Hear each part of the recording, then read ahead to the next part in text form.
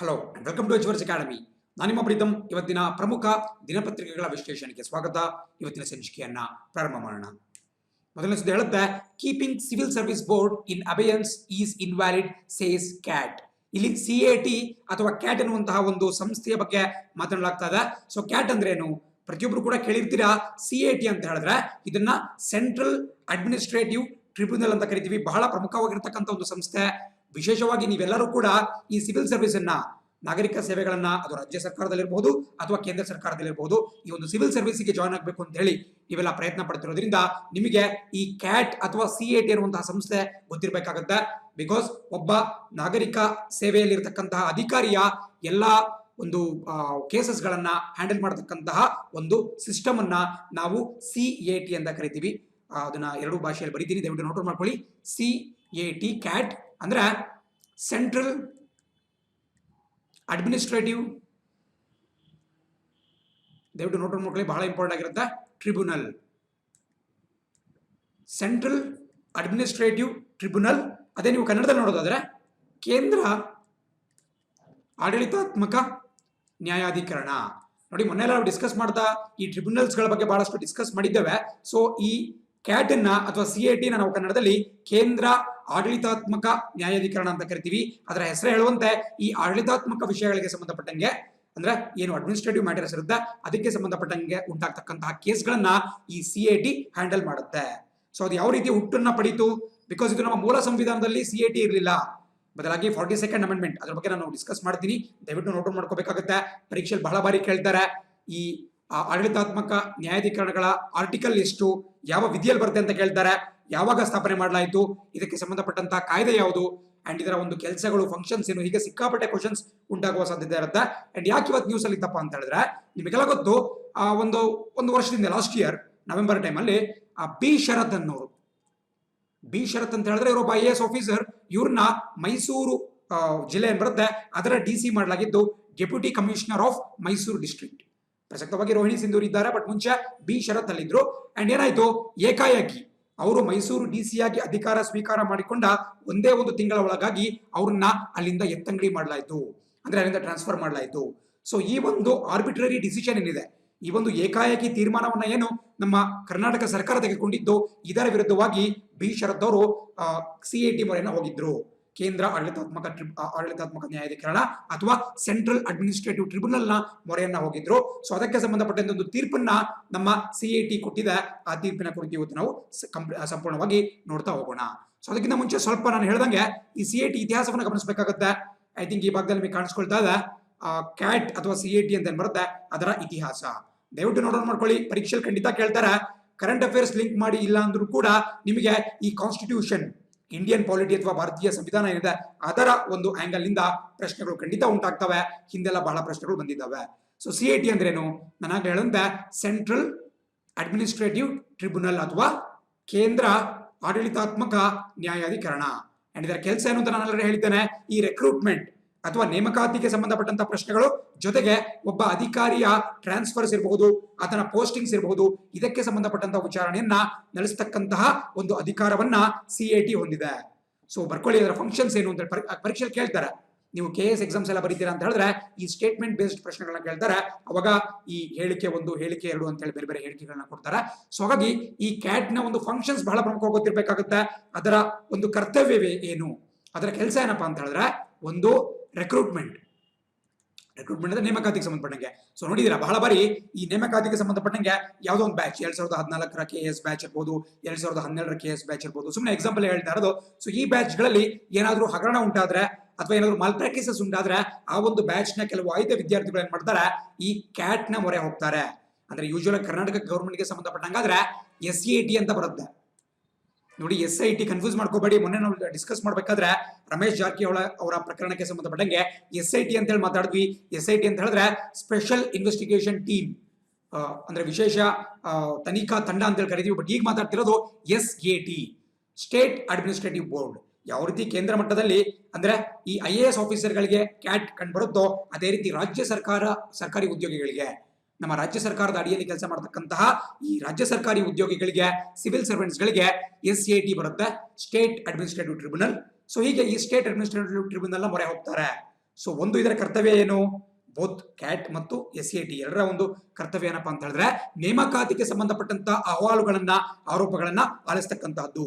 ನೇಮಕಾತಿಯಲ್ಲಿ ಭ್ರಷ್ಟಾಚಾರ ನಡೆದಿದೆ, ಮಾಲ್ ಪ್ರಾಕ್ಟೀಸ್ ನಡೆದಿದೆ, ಅಥವಾ ಯಾವುದೋ ಒಂದು ಪ್ರೊಸೆಸ್ ಅನ್ನ ಫಾಲೋ ಮಾಡಲಾಗಿಲ್ಲ, ಇವೆಲ್ಲವನ್ನು ಕೂಡ SCAT ಅಥವಾ CATಗಳು ಹಿಯರ್ ಮಾಡ್ತವೆ.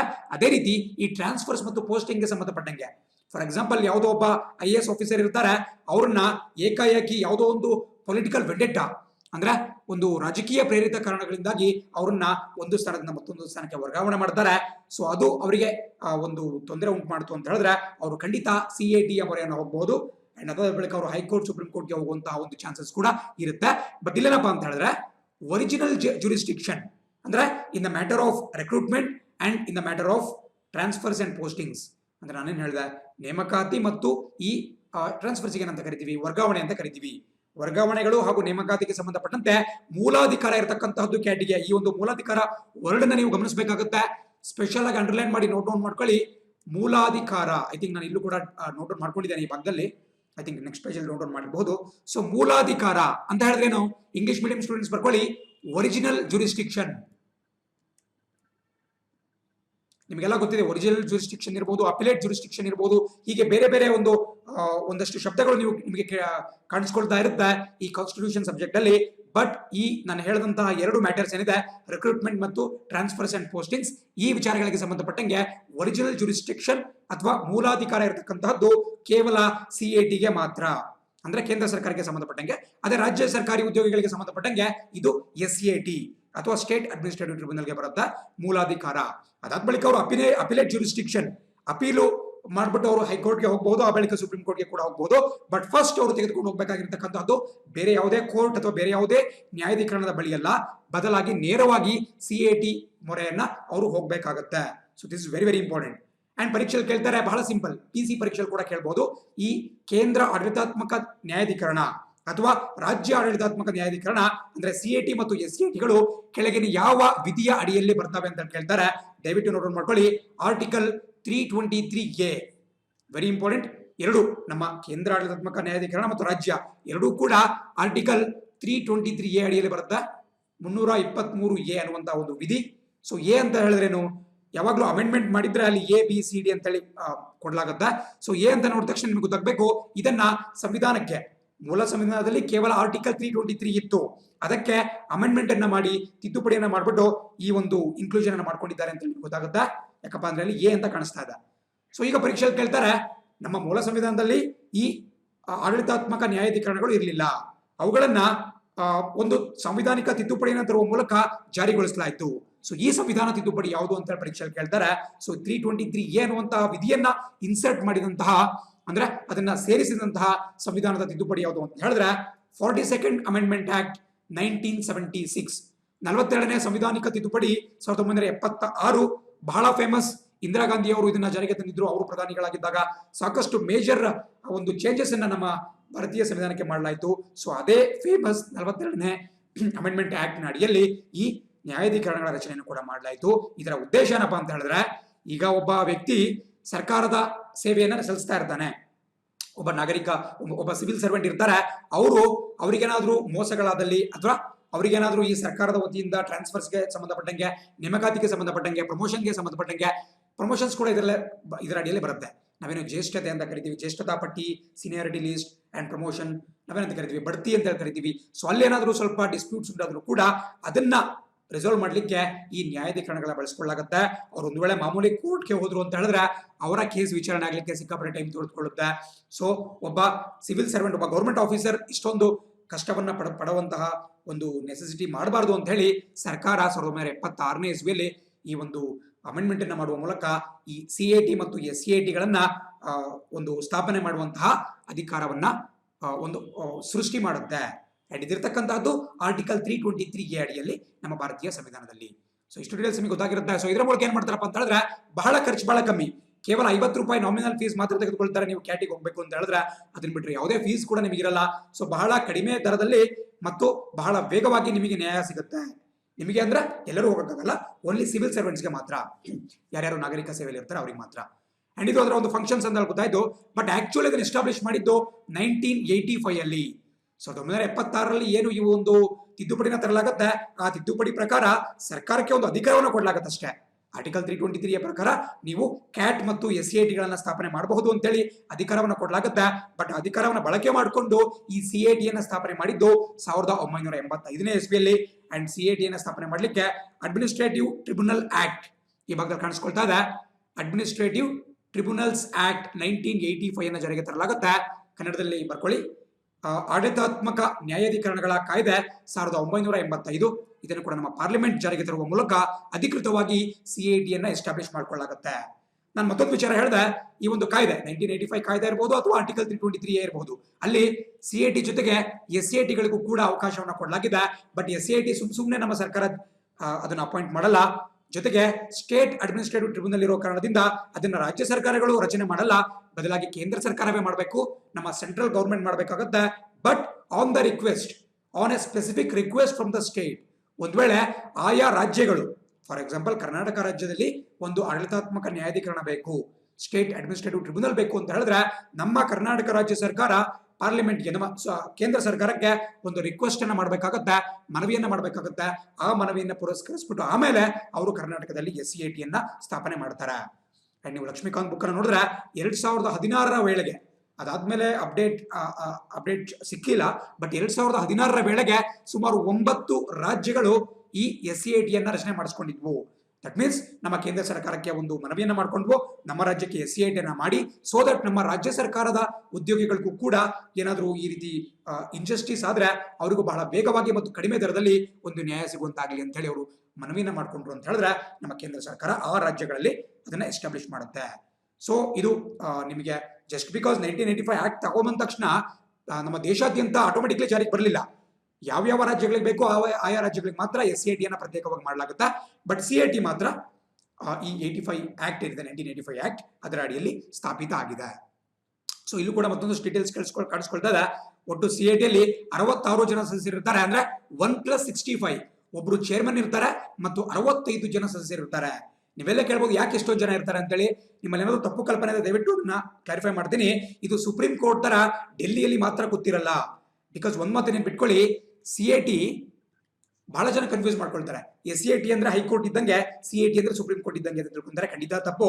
CIT ಅಂದ್ರೆ ಅದು ಹೈಕೋರ್ಟ್ ಇದ್ದಂಗೆನೆ, ಅದು ಎಲ್ಲಾ ರಾಜ್ಯಗಳಲ್ಲಿ ಇರುತ್ತೆ. ಪ್ರಸಕ್ತವಾಗಿ ನೀವು ನೋಡ್ತಾ ಇದ್ದೀರಾ, ಒಟ್ಟು 17 ಬೆಂಚ್ಗಳು ಕಂಡು ಬರುತ್ತೆ, 17 ಪೀಠಗಳು ಮತ್ತು ಒಂದು 25 ಸರ್ಕ್ಯೂಟ್ ಬೆಂಚಸ್, ಸಂಚಾರಿ ಪೀಠಗಳು ನಿಮಗೆ ಕಾಣಿಸ್ಕೊಳ್ಳುತ್ತೆ. ಯಾವ ರಾಜ್ಯಗಳಲ್ಲಿ ಹೈಕೋರ್ಟ್ ಇರುತ್ತಲ್ಲ, ಆ ಹೈಕೋರ್ಟ್ ನ ಜೊತೆಗೇನೆ ಅಲ್ಲಿ ಈ CITಯನ್ನ ಕೂಡ ಸ್ಥಾಪನೆ ಮಾಡಲಾಗಿರುತ್ತೆ. ಅದಕ್ಕೇನು ಸ್ಪೆಷಲ್ ಬಿಲ್ಡಿಂಗ್ ಅಂತಲ್ಲ, ಹೈಕೋರ್ಟ್ ಒಳಗಡೆ ಇರುತ್ತೆ. ಅಲ್ಲಿ ಕೇವಲ ಈ ಆಡಳಿತಾತ್ಮಕ ವಿಚಾರಗಳಿಗೆ ಸಂಬಂಧಪಟ್ಟಂತ ಕೇಸ್ಗಳನ್ನ ಮಾತ್ರ ಅಲ್ಲಿ ಆಲಿಸಲಾಗುತ್ತೆ. ಸೊ ಇದು CIT. ಸೊ ಬಹಳ ಜನ CIT ಸುಪ್ರೀಂ ಕೋರ್ಟ್ ಅನ್ಕೊಂತಾರೆ, ಡೆಲ್ಲಿಯಲ್ಲಿ ಮಾತ್ರ ಇರುತ್ತೆ ಅಂತ ಅನ್ಕೊಂತಾರೆ. ಖಂಡಿತ ಅಲ್ಲ, ಎಲ್ಲಾ ರಾಜ್ಯಗಳು ಕೂಡ ಇರುತ್ತೆ. ಯಾಕಪ್ಪ ಅಂತ ಹೇಳಿದ್ರೆ ಎಲ್ಲಾ ರಾಜ್ಯಗಳಲ್ಲೂ IAS ಆಫೀಸರ್ಸ್ ಇರ್ತಾರೆ. So IAS officers, IPS officers ಅಂದ್ರೆ ಕೇಂದ್ರ ಸರ್ಕಾರದ ಉದ್ಯೋಗಿಗಳಿಂದ ಇರ್ತಾರೆ, ಸಿವಿಲ್ ಸರ್ವೆಂಟ್ಸ್, ಅವರಿಗೆ ಗೋಸ್ಕರ ವಿಶೇಷವಾಗಿ ಮಾಡಿರ್ತಕ್ಕಂತಹ ಒಂದು ಟ್ರಿಬ್ಯುನಲ್, ಇದನ್ನ CIT ಅಂತ ಕರಿತೀವಿ. ಸೊ CIT ಮೇಲ್ಗಡೆ ಹೈಕೋರ್ಟ್ ಬರುತ್ತೆ, ಅದ್ರ ಮೇಲ್ಗಡೆ ಸುಪ್ರೀಂ ಕೋರ್ಟ್ ಬರುತ್ತೆ. ಸೊ CIT ಯಾವತ್ತೂ ಹೈಕೋರ್ಟ್ ಗಿಂತ ಮೇಲೆ ಅಂತ ತಿಳ್ಕೊಬಾರ್ದು. ಅಲ್ಲಿ ಸೆಂಟ್ರಲ್ ಅಂತ ಹೆಸರು ಇರೋದ್ರಿಂದ ಬಹಳ ಜನ ಸುಪ್ರೀಂ ಕೋರ್ಟ್ ತರ ಅಂತ ತಿಳ್ಕೊಂತಾರೆ. ಖಂಡಿತ ಅಲ್ಲ, ಇದು similar to high court, but high court ಗಿಂತ ಸ್ವಲ್ಪ ಕೆಳಗಿರುತ್ತೆ. ಇಲ್ಲಿ ಏನಾದರೂ ಸ್ಯಾಟಿಸ್ಫ್ಯಾಕ್ಷನ್ ಆಗಿಲ್ಲ ಅಂತ ಹೇಳಿದ್ರೆ ಆ ವ್ಯಕ್ತಿ, ಅದ್ರ ಯಾವ ಒಬ್ಬ ಅಧಿಕಾರಿ ಇರ್ತಾರೆ, ಅವರು ಹೈಕೋರ್ಟ್ ನ ಮೊರೆ ಹೋಗಬಹುದು. ಸೊ ಹೈಕೋರ್ಟ್ಗೆ ಇಲ್ಲಿ ಅಪಿಲೇಟ್ ಜುರಿಸ್ಡಿಕ್ಷನ್ ಕೊಡಲಾಗಿರುತ್ತೆ, ಅಂದ್ರೆ ಮೇಲ್ಮನವಿ ಅಧಿಕಾರವನ್ನ ಕೊಡಲಾಗಿರುತ್ತೆ. ಅದೇ CITಗೆ ಇಲ್ಲಿ ಮೂಲಾಧಿಕಾರವನ್ನ ಕೊಡಲಾಗಿರುತ್ತೆ, ಒರಿಜಿನಲ್ ಜುರಿಸ್ಡಿಕ್ಷನ್ ಅಂತ ಕರಿಬಹುದು. ಸೊ ಅದೇ ರೀತಿ ಮತ್ತೊಂದು ಸ್ವಲ್ಪ ಡೀಟೇಲ್ಸ್ ನಿಮಗೆ ಕಾಣಿಸ್ಕೊಳ್ತಾ ಇದೆ. 1985ನೇ ಇಸ್ವಿಯಲ್ಲಿ ಇದನ್ನು ಸ್ಥಾಪನೆ ಮಾಡಲಾಗುತ್ತೆ. ಒಬ್ರು ಚೇರ್ಮನ್ ಇರ್ತಾರೆ ಮತ್ತು 65 ಜನ ಮೆಂಬರ್ಸ್ ಇರ್ತಾರೆ. ಒಬ್ರು ಚೇರ್ಮನ್ ಯಾರಪ್ಪ ಅಂತ ಹೇಳಿದ್ರೆ either sitting high court judge or retired high court judge.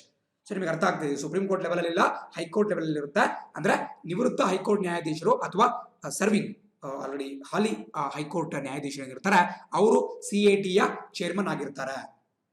ಆಯಾ ಕರ್ನಾಟಕದಲ್ಲಿ CIT ಇರುತ್ತೆ, ಬೇರೆ ಬೇರೆ ಕಡೆ ಯಾವ್ಯಾವ ಭಾಗದಲ್ಲಿ CIT ಬೆಂಚಸ್ ಇರುತ್ತೋ ಆ ಬೆಂಚಸ್ಗೆ ಒಬ್ರು ಚೇರ್ಮನ್ ಇರ್ತಾರೆ, ಅವರು ಹೈಕೋರ್ಟ್ ನ ಒಬ್ಬ ನಿವೃತ್ತ ಅಥವಾ ಹಾಲಿ ನ್ಯಾಯಾಧೀಶರಾಗಿರ್ತಾರೆ. ಪ್ಲಸ್ 65 ಜನ ಸದಸ್ಯರಿರ್ತಾರೆ. 65 ಮೆಂಬರ್ಸ್ ಏನಪ್ಪಾ ಅಂತ ಹೇಳಿದ್ರೆ ಅಲ್ಲಿ ಬೋತ್ ಇರ್ತಾರೆ, 2 ಜುಡಿಷಿಯಲ್ ಮೆಂಬರ್ಸ್ ಇರ್ತಾರೆ ಮತ್ತು ಅಡ್ಮಿನಿಸ್ಟ್ರೇಟಿವ್ ಮೆಂಬರ್ಸ್ ಇರ್ತಾರೆ. ಅಂದ್ರೆ ನ್ಯಾಯಾಂಗಿಕ ಸದಸ್ಯರಿರ್ತಾರೆ ಮತ್ತು ಆಡಳಿತಾತ್ಮಕ ಸದಸ್ಯರಿರ್ತಾರೆ. ನಿಮಗೆ ಗೊತ್ತಾಗುತ್ತೆ, ನ್ಯಾಯಾಂಗಿಕ ಅಂತ ಹೇಳಿದ್ರೆ ಜಡ್ಜಸ್, ರಿಟೈರ್ಡ್ ಜಡ್ಜಸ್ ಇರ್ತಾರೆ. ಅದೇ ರೀತಿ ಆಡಳಿತಾತ್ಮಕ ಮೆಂಬರ್ಸ್ ಅಂತ ಹೇಳಿದ್ರೆ ರಿಟೈರ್ಡ್ ಸಿವಿಲ್ ಸರ್ವೆಂಟ್ಸ್ ಇರ್ತಾರೆ, ರಿಟೈರ್ಡ್ ಗೌರ್ಮೆಂಟ್ ಅಫಿಷಿಯಲ್ಸ್ ಇರ್ತಾರೆ. ಸೊ 1+65 ಅನ್ನುವಂತಹ ಕಂಪೋಸಿಷನ್ ನಿಮಗೆ ಗೊತ್ತಿರಬೇಕಾಗತ್ತೆ. ಅಂಡ್ ಅದೇ ರೀತಿ ಮತ್ತೊಂದು ಅಲ್ಲಿ ಇಂಪಾರ್ಟೆಂಟ್ ವಿಚಾರ ಕಾಣಿಸ್ಕೊಳ್ತಿದೆ, ಯಾವತ್ತೂ ಕೂಡ CAT ಕೇಸ್ಗಳನ್ನ ವಿಚಾರಣೆ ಮಾಡಿ ತೀರ್ಪನ್ನು ಯಾವುದರ ಬೇಸಿಸ್ ಮೇಲೆ ಕೊಡುತ್ತಪ್ಪ ಅಂತ ಹೇಳಿದ್ರೆ natural justice. Very important, because ನೀವು ಮಾಮೂಲಿ ಕೋರ್ಟ್ಗಳಿಗೆ ಹೋದ್ರಿ ಅಂತ ಹೇಳಿದ್ರೆ in a court of law, ಮಾಮೂಲಿ ಈ ಕಾನೂನಿನ ಕೋರ್ಟ್ಗಳೇನಿದ್ದಾವೆ ಅಲ್ಲೇನಾಗುತ್ತಪ್ಪ ಅಂತ ಹೇಳಿದ್ರೆ ನಿಮಗೆ civil procedure code, criminal procedure code, ಹೀಗೆ ಕೆಲವೊಂದು ಸ್ಟ್ರಿಕ್ಟ್ ಪ್ರೊಸೆಸ್ಗಳನ್ನ ಬಳಕೆ ಮಾಡಿ, ಈ ಸ್ಟ್ರಿಕ್ಟ್ ಸಂಹಿತೆಗಳನ್ನ ಬಳಕೆ ಮಾಡಿ ಅಲ್ಲಿ ತೀರ್ಪನ್ನ ಕೊಡಲಾಗುತ್ತೆ ಮತ್ತು ಪನಿಷ್ಮೆಂಟ್ ಅನ್ನ ಕೊಡಲಾಗುತ್ತೆ. ಬಟ್ ಅದೇ ನೀವು CAT ಮೊರೆಯನ್ನ ಹೋದ್ರಿ ಅಂತ ಹೇಳಿದ್ರೆ CAT ಇರಬಹುದು, SCAT ಇರಬಹುದು, ಅಲ್ಲಿ ನ್ಯಾಚುರಲ್ ಜಸ್ಟಿಸ್ಗೆ ಹೆಚ್ಚಿನ ಇಂಪಾರ್ಟೆನ್ಸ್ ಅನ್ನ ಕೊಡಲಾಗುತ್ತೆ. ನ್ಯಾಚುರಲ್ ಜಸ್ಟಿಸ್ ಅಂತ ಹೇಳಿದ್ರೆ ಸ್ವಾಭಾವಿಕ ಕಾನೂನು, ಸ್ವಾಭಾವಿಕ ನ್ಯಾಯ ಅಂದ್ರೆ ನೈಸರ್ಗಿಕ ನ್ಯಾಯ ಅಂತ ಕರಿತೀವಿ. ಅಂದ್ರೆ ನೋಡಿದ ತಕ್ಷಣ ಇದು ನ್ಯಾಚುರಲ್ ಆಗಿ, ಈಗ ಕೆಲವೊಂದು ಸರಿ ಏನಾಗುತ್ತೆ, ಯಾವುದೋ ಒಂದು ಅಪರಾಧ ನಡೆದಾಗ ಅಲ್ಲಿ ನೀವು ಸ್ಟ್ರಿಕ್ಟ್ ಆಗಿ ಕೆಲವೊಂದು ಸಂಹಿತೆಗಳನ್ನ ಬಳಕೆ ಮಾಡಿ, IPC ಸೆಕ್ಷನ್ ಇರಬಹುದು, ಕ್ರಿಮಿನಲ್ ಪ್ರೊಸೀಜರ್ ಕೋಡ್ ಇರಬಹುದು, ಸಿವಿಲ್ ಪ್ರೊಸೀಜರ್ ಕೋಡ್ ಇರಬಹುದು, ಅವುಗಳನ್ನ ಬಳಕೆ ಮಾಡಿದ್ರೆ ತುಂಬಾ ಹಾರ್ಶ್ ಪನಿಷ್ಮೆಂಟ್ ಸಿಗ್ತಾ ಇರುತ್ತೆ. ಅಥವಾ ಕೆಲವೊಮ್ಮೆ ನ್ಯಾಯ ಅನಿಸ್ತಾ ಇರಲ್ಲ, ಬಿಕಾಸ್ ಹೇಳ್ತಾರೆ ನ್ಯಾಯ ದೇವತೆಗೆ ಕಣ್ಣಿಲ್ಲ ಅಂತಾನೆ ಹೇಳ್ತಾರೆ. ನೀವು ಕೋರ್ಟಲ್ಲಿ ನೋಡಿದ್ದೀರಾ, ನ್ಯಾಯ ದೇವತೆಯ ಕಣ್ಣಿಗೆ ಪಟ್ಟಿಯನ್ನ ಕಟ್ಟಿರ್ತಾರೆ. ಯಾಕೆ ಕಣ್ಣಿರಲ್ಲಪ್ಪ ಅಂತ ಹೇಳಿದ್ರೆ ಅಲ್ಲಿ ಹ್ಯೂಮನ್ ಎಮೋಷನ್ಸ್ಗೆ ಯಾವುದೇ ರೀತಿಯಾದಂತಹ ಬೆಲೆ ಇರಲ್ಲ.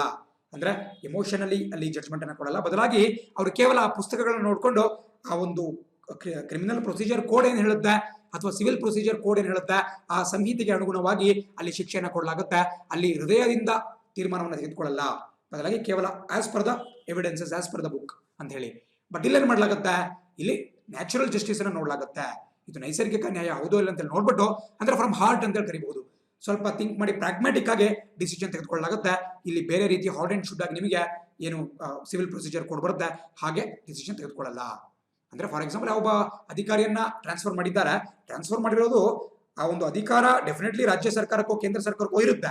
ಫಾರ್ ಎಕ್ಸಾಂಪಲ್ ಕರ್ನಾಟಕ ಗೌರ್ಮೆಂಟ್ ಅಡಿಯಲ್ಲಿ IAS ಆಫೀಸರ್ಸ್ ಕೆಲಸ ಮಾಡ್ತಿದ್ದಾರೆ, ಎಕ್ಸಾಂಪಲ್ B ಶರತ್ ಕೆಲಸ ಮಾಡ್ತಿದ್ದಾರೆ, ಅವ್ರನ್ನ ಟ್ರಾನ್ಸ್ಫರ್ ಮಾಡುವಂತ ವಿವೇಚನೆ ಇರತಕ್ಕಂತಹದ್ದು ನಮ್ಮ ಮುಖ್ಯಮಂತ್ರಿಗಳಿಗೆ, ನಮ್ಮ ಕರ್ನಾಟಕ ಸರ್ಕಾರಕ್ಕೆ ಇರುತ್ತೆ. ಬಟ್ ಆ ಒಂದು ಡಿಸಿಷನ್ ನ್ಯಾಚುರಲ್ ಜಸ್ಟಿಸ್ ಹೌದೋ ಇಲ್ವೋ, ಅದು ಏನಾದರೂ ರಾಜಕೀಯ ಪ್ರೇರಿತವಾಗಿದೆ ಅಂತ ಹೇಳಿ ತೀರ್ಮಾನವನ್ನ ಕೈಗೊಳ್ತಕ್ಕಂತಹದ್ದು CAT ಕೈಗೊಳ್ಳುತ್ತೆ, CAT ಕೈಗೊಳ್ಳುತ್ತೆ. ಸೊ ಅದು ಬಹಳ ಒಂದು ಇಂಪಾರ್ಟೆಂಟ್ ಗೊತ್ತಿರಬೇಕಾಗುತ್ತೆ. So they are not bound by civil procedure code, ಇದಕ್ಕೆ ಅವರು ಬಾಧ್ಯಸ್ಥರಾಗಿರಲ್ಲ, ಅವರು ಕೇವಲ ನ್ಯಾಚುರಲ್ ಜಸ್ಟಿಸ್ ಅನ್ನು ನೋಡ್ತಾ ಹೋಗ್ತಾರೆ. ನಿಮಗೆ ಸ್ಟೇಟ್ಮೆಂಟ್ಸ್ ಕೊಟ್ಟಾಗ ಇಂತಹ ಕೆಲವೊಂದು ಮ್ಯಾಟರ್ಸ್ ಬಹಳ ಪ್ರಮುಖವಾಗಿ ಗೊತ್ತಿರಬೇಕಾಗುತ್ತೆ. ಅಂಡ್ ಇಷ್ಟೆಲ್ಲ ನಾನು ಆಗಲೇ ಹೇಳಿದೆ ನಿಮಗೆ, ಅದೇ 1985 ಅಡ್ಮಿನಿಸ್ಟ್ರೇಟಿವ್ ಟ್ರಿಬ್ಯುನಲ್ಸ್ ಆಕ್ಟ್ ನ ಅಡಿಯಲ್ಲಿ ರಾಜ್ಯಗಳಿಗೂ ಕೂಡ ಸ್ಟೇಟ್ ಅಡ್ಮಿನಿಸ್ಟ್ರೇಟಿವ್ ಟ್ರಿಬ್ಯುನಲ್ಸ್ ಅನ್ನ ಮಾಡಬಹುದು. ಬಟ್ ಅದು ಕೇವಲ ರಿಕ್ವೆಸ್ಟ್ ಬಂದಾಗ ಮಾತ್ರ, ಸುಮ್ಮನೆ ಮಾಡಲ್ಲ. ಕರ್ನಾಟಕದಲ್ಲಿ ಈ ಒಂದು ಟ್ರಿಬ್ಯುನಲ್ ಇದೆ. ನಾನೇನು ಆಗಲೇ 9 ರಾಜ್ಯಗಳಿದೆ ಅಂತ ಹೇಳಿದೆ, ಆ 9 ರಾಜ್ಯಗಳ ಪಟ್ಟಿಯಲ್ಲಿ ಕರ್ನಾಟಕವೂ ಕೂಡ ಬರುತ್ತೆ. ಬಿಕಾಸ್ ಕರ್ನಾಟಕ ಗೌರ್ಮೆಂಟ್ ಸೆಂಟ್ರಲ್ ಗೌರ್ಮೆಂಟ್ಗೆ ರಿಕ್ವೆಸ್ಟ್ ಮಾಡಿಬಿಟ್ಟು ಒಂದು SCAT ಕರ್ನಾಟಕದಲ್ಲೂ ಕೂಡ ರಚನೆ ಮಾಡಿಸ್ಕೊಂಡಿದೆ. ಸೊ ಕರ್ನಾಟಕ ಸರ್ಕಾರದ ಎಂಪ್ಲಾಯೀಸ್ಗಳು ಅವರಿಗೆ ಏನಾದರೂ ತೊಂದರೆ ಆದ್ರೆ ಅವರು SCAT ಮೊರೆ ಹೋಗ್ಬೋದು, ಕೇಂದ್ರ ಸರ್ಕಾರದ ಎಂಪ್ಲಾಯೀಸ್ಗೆ ಏನಾದ್ರು ಆದರೆ ಅವರು CAT ಹೋಗಬಹುದು. ಅಂಡ್ ಅದೇ ರೀತಿ ನಿಮಗೆ ಸ್ವಲ್ಪ ವಾಪಸ್ ಹೋಗೋಣ. ಈಗ ನಿಮಗೆ ಐ ಥಿಂಕ್ ಸ್ವಲ್ಪ ಬ್ಯಾಕ್ ಗ್ರೌಂಡ್ ಗೊತ್ತಾಯ್ತು, ಯಾವಾಗ 42ನೇ ಅಮೆಂಡ್ಮೆಂಟ್ ಆಕ್ಟ್ ಮಾಡಿಬಿಟ್ಟು ಇದಕ್ಕೆ ಒಂದು ಪ್ರೊವಿಷನ್ ಕೊಡಲಾಯಿತು. ಅದೇ ರೀತಿ 1985 ಈ ಏನು ಆಡಳಿತಾತ್ಮಕ ನ್ಯಾಯಾಧೀಕರಣಗಳ ಕಾಯ್ದೆಯನ್ನು ಜಾರಿಗೆ ತಂದು ಅದಕ್ಕೆ ಒಂದು ಶೇಪ್ ಅನ್ನ ಕೂಡ ಕೊಡಲಾಯಿತು ಅಂತ ನಿಮಗೆ ಗೊತ್ತಾಗ್ತಿದೆ. ಬಟ್ ಈಗ ನಾವು ನ್ಯೂಸ್ ಅನ್ನು ನೋಡ್ತಾ ಹೋಗೋದಾದ್ರೆ ಏನ್ ನ್ಯೂಸ್ ಇತ್ತಪ್ಪ, 2013ನೇ ಇಸ್ವಿಯಲ್ಲಿ ಒಂದು ಫೇಮಸ್ ಸುಪ್ರೀಂ ಕೋರ್ಟ್ ಜಡ್ಜ್ಮೆಂಟ್ ಬರುತ್ತೆ, ಸುಪ್ರೀಂ ಕೋರ್ಟ್ ತೀರ್ಪು ಬರುತ್ತೆ. ಏನಪ್ಪಾ ಅಂತ ಹೇಳಿದ್ರೆ ಯಾವುದೇ ರಾಜ್ಯ ಇರಲಿ ಆ ರಾಜ್ಯದಲ್ಲಿ ಈ ಭಾಗದಲ್ಲಿ ನಿಮಗೆ ಕಾಣಿಸ್ತಾ ಇರಬಹುದು CSB ಅಂತ ಕಾಣುತ್ತೆ, ಬರ್ಕೊಳ್ಳಿ ದಯವಿಟ್ಟು. ಸಿವಿಲ್ ಸರ್ವಿಸಸ್ ಬೋರ್ಡ್, ನಾಗರಿಕ ಸೇವೆಗಳ ಮಂಡಳಿ, CSB ಅಂತೇಳಿ ಶಾರ್ಟ್ ಫಾರ್ಮ್ ಕರಿಬಹುದು. CSB ದಯವಿಟ್ಟು ಬರ್ಕೊಳ್ಳಿ. CAT ಬಗ್ಗೆ ಎಲ್ಲರೂ ನೋಡಿದ್ದೀರಾ, ಬಟ್ ಈಗ CSB ಅನ್ನು ಬರ್ಕೊಳ್ಳಿ. ಸಿವಿಲ್ ಸರ್ವಿಸಸ್ ಬೋರ್ಡ್ ಅಂದ್ರೆ ಯಾರಾದ್ರೂ ಒಬ್ಬ ವ್ಯಕ್ತಿಯನ್ನ ಆರ್ಬಿಟ್ರರಿಯಾಗಿ ಒಬ್ಬ ಅಧಿಕಾರಿಯನ್ನ ಟ್ರಾನ್ಸ್ಫರ್ ಮಾಡಿ ಅಥವಾ ಆತನಿಗೆ ಇನ್ಜಸ್ಟಿಸ್ ಮಾಡಿ ಆಮೇಲೆ ಆತ CAT ಮೊರೆ ಹೋಗೋದಕ್ಕಿಂತ ಮುಂಚೆ, ಅಂದ್ರೆ ನಾವು ಹೇಳ್ತೀವಲ್ಲ prevention is better then cure. Cure ಅಂತ ಹೇಳಿದ್ರೆ CAT ಹೋಗೋದು ಯಾವಾಗ, ಆತನ ಮೇಲೆ ಆಲ್ರೆಡಿ ಒಂದು ದಬ್ಬಾಳಿಕೆ ಆದಾಗ ಅಥವಾ ಆತನ ವಿರುದ್ಧ ಒಂದು ಇನ್ಜಸ್ಟಿಸ್ ಆದಾಗ. ಅದನ್ನ ತಡಿಲಿಕ್ಕೆ ಈ CSB ಅನ್ನುವಂತ ಒಂದು ಪ್ರತ್ಯೇಕ ಸಂಸ್ಥೆಯನ್ನು ರಚನೆ ಮಾಡಬೇಕು ಅಂತ ಹೇಳಿ ನಮ್ಮ ಸುಪ್ರೀಂ ಕೋರ್ಟ್ 2013ನೇ ಇಸ್ವಿಯಲ್ಲಿ ಒಂದು ಪ್ರಮುಖವಾದಂತಹ ತೀರ್ಪನ್ನ ಕೊಟ್ಟಿರುತ್ತೆ. ಸೊ ಅದಕ್ಕೆ ಅನುಗುಣವಾಗಿ 2014ನೇ ಇಸ್ವಿಯಲ್ಲಿ ನಿಮಗೆ ಕಾಣಿಸುತ್ತೆ, ಕ್ಲಿಯರ್ ಮಾಡಿ ತೋರಿಸ್ತೀನಿ. 2014ನೇ ಇಸ್ವಿಯಲ್ಲಿ ನಮ್ಮ ಕೇಂದ್ರ ಸರ್ಕಾರ ಒಂದು ತಿದ್ದುಪಡಿನ ತೆಗೆದುಕೊಂಡು ಬರುತ್ತೆ. ದಯವಿಟ್ಟು ನೋಟ್ ಮಾಡ್ಕೊಳ್ಳಿ. ಕೆಲವೊಂದು ಸ್ವಲ್ಪ ಟಫ್ ಅನ್ಸ್ತಾ ಇರಬಹುದು ನಿಮಗೆ, ಬಟ್ ಆದ್ರೂ ಕೂಡ ಇದನ್ನ ವಿಧಿ ಇಲ್ಲ, ನಾವು ಓದಲೇಬೇಕಾಗುತ್ತೆ. ಬಹಳ ಇಂಟ್ರೆಸ್ಟಿಂಗ್ ಕೂಡ ಇರುತ್ತೆ, ದಯವಿಟ್ಟು ಯಾರು ಬೇಜಾರು ಮಾಡ್ಕೋಬೇಡಿ. ಈ ಬಗ್ಗೆ ನಿಮಗೆ ಕಾಣಿಸ್ಕೊಳ್ತಾ ಇದೆ Indian administrative service cadre rules 1956. Please note down ಮಾಡ್ಕೊಳ್ಳಿ.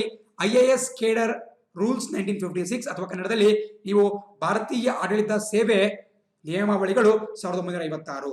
ನಮ್ಮ ದೇಶದಲ್ಲಿ ಏನು IAS ಆಫೀಸರ್ಸ್ ಇರ್ತಾರೆ ಅವ್ರನ್ನ ಗವರ್ನ್ ಮಾಡ್ಲಿಕ್ಕೆ, ಅವ್ರನ್ನ ನಿಯಂತ್ರಿಸಲಿಕ್ಕೆ ಅಥವಾ ಅವರ ಮೇಲೆ ಒಂದು ಆಡಳಿತ ಗವರ್ನಿಂಗ್ ಮಾಡ್ಲಿಕ್ಕೆ ಇರತಕ್ಕಂತಹ ನಿಯಮಾವಳಿ ಯಾವ್ದಪ್ಪ ಅಂತ ಹೇಳಿದ್ರೆ IAS ಕೇಡರ್ ರೂಲ್ಸ್ 1956, 1956ರಲ್ಲಿ ತಂದಂತಹ ಒಂದು ನಿಯಮಾವಳಿಗಳು.